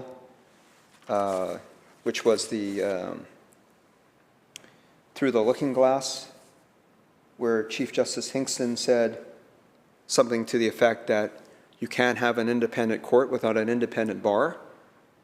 Is that the kind of consultation we're talking about, where the Attorney General heard President of the Law Society, Jeevan Dhaliwal, KC, express her views? Is that the level of consultation we're talking about in the public realm? I don't believe that that is the kind of event that the Attorney General was referring to. However, I do know that in the face of these non-disclosure agreements that the Attorney General referred to, when the Law Society and the CBA of British Columbia, for example, were under these NDAs, since the bill has been now tabled in this Legislative Assembly, they have come out and said, well, we were under NDAs, and we still are, as the Attorney General just said.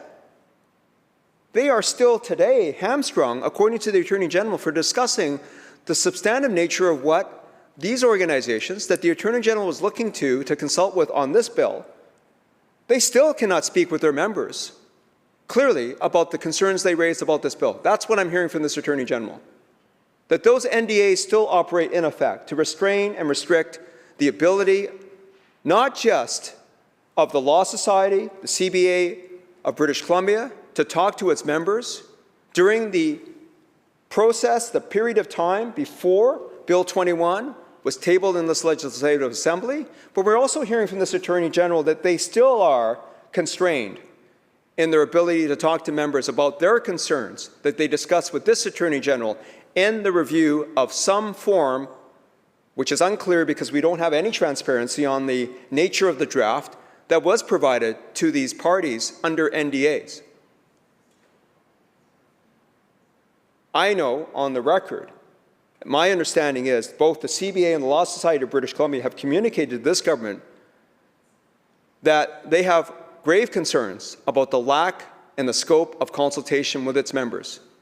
I will say, when the Attorney General points to 222 lawyers, for example, that have provided feedback, and I will say at the what we heard report level, not about this bill, not about the detail. There was no detailed proposal other than the intentions paper, but the questions that these lawyers were responding to, by the way, were 16 questions that we will go to in the what we heard report. 222 lawyers out of 14,000 lawyers responded to 16 questions, which include questions relating to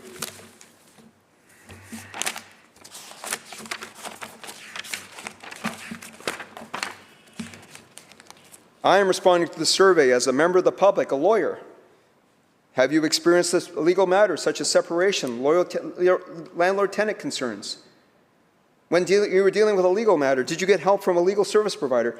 These are the kind of basic questions that were asked, not about the subject matter of a 317-clause bill to modernize the legal profession, to strip away self-regulation in this province, to undermine the independence of the legal profession in our province.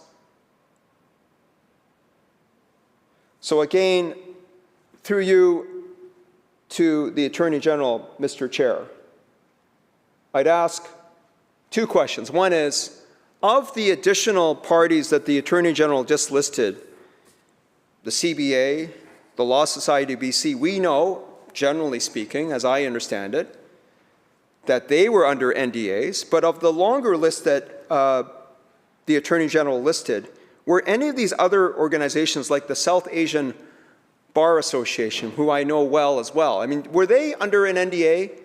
Or if they weren't, what kind of level of conversation and discussion and engagement was had?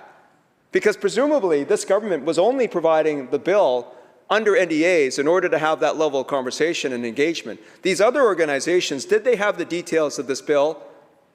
And secondly, is the Attorney General not concerned in the face of the concerns expressed by the Law Society and the CBA of British Columbia that there hasn't been the level of consultation necessary for fundamental change for the legal profession in this province as this government is proceeding with this Bill 21?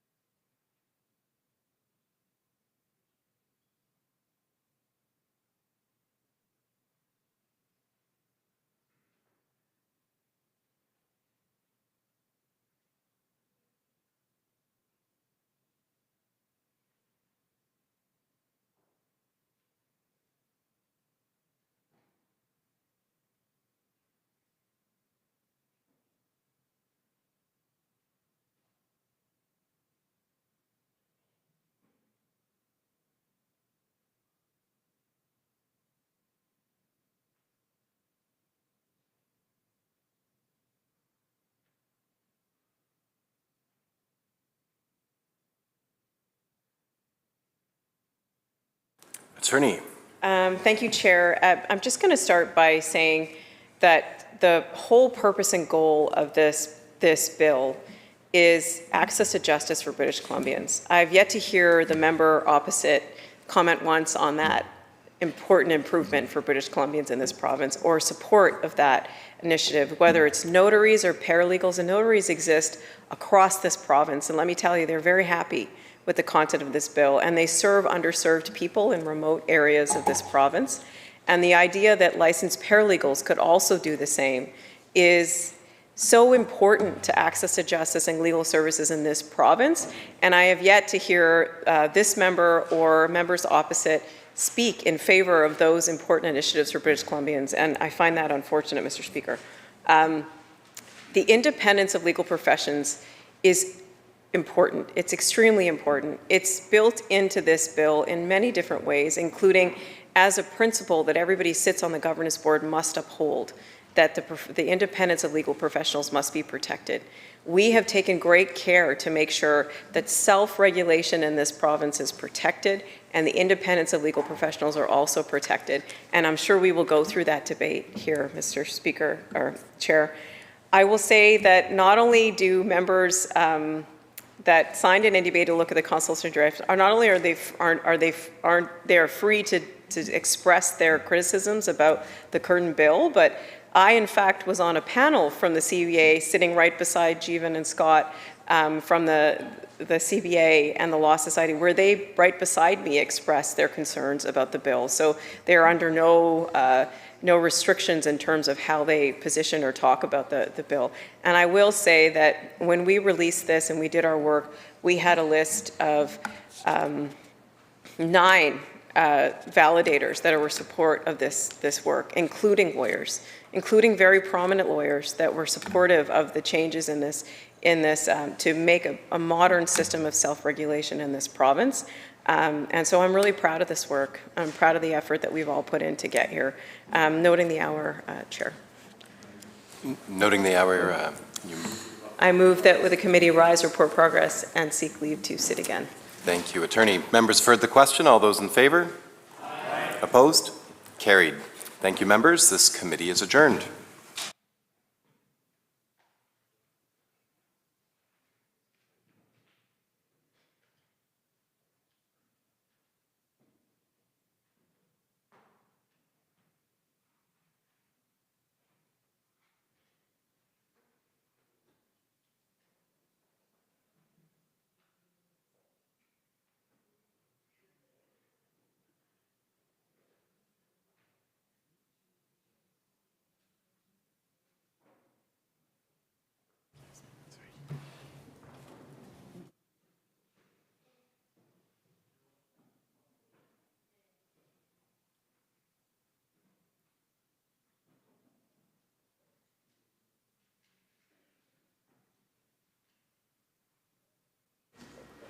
Committee Chair. Thank you, Honourable Speaker. Committee reports progress on Bill 21 and seeks leave to sit again. When shall the committee sit again, Government House Leader? At the next sitting. So ordered. Committee Chair. C reports progress of the estimates of the Ministry's Indigenous Relations and Reconciliation and seeks leave to sit again. When shall the committee sit again? At the next sitting. So ordered. Committee Chair. Mr. Speaker, Section A reports progress on Bill number 23 and asks leave to sit again. When shall the committee sit again, Government House Leader? At the next sitting. So ordered. Government House Leader. I move that the House now adjourn. Members, you heard the question. All those in favor indicate aye. Oppose? Motion carried. This House stands adjourned until 1:30 p.m. tomorrow.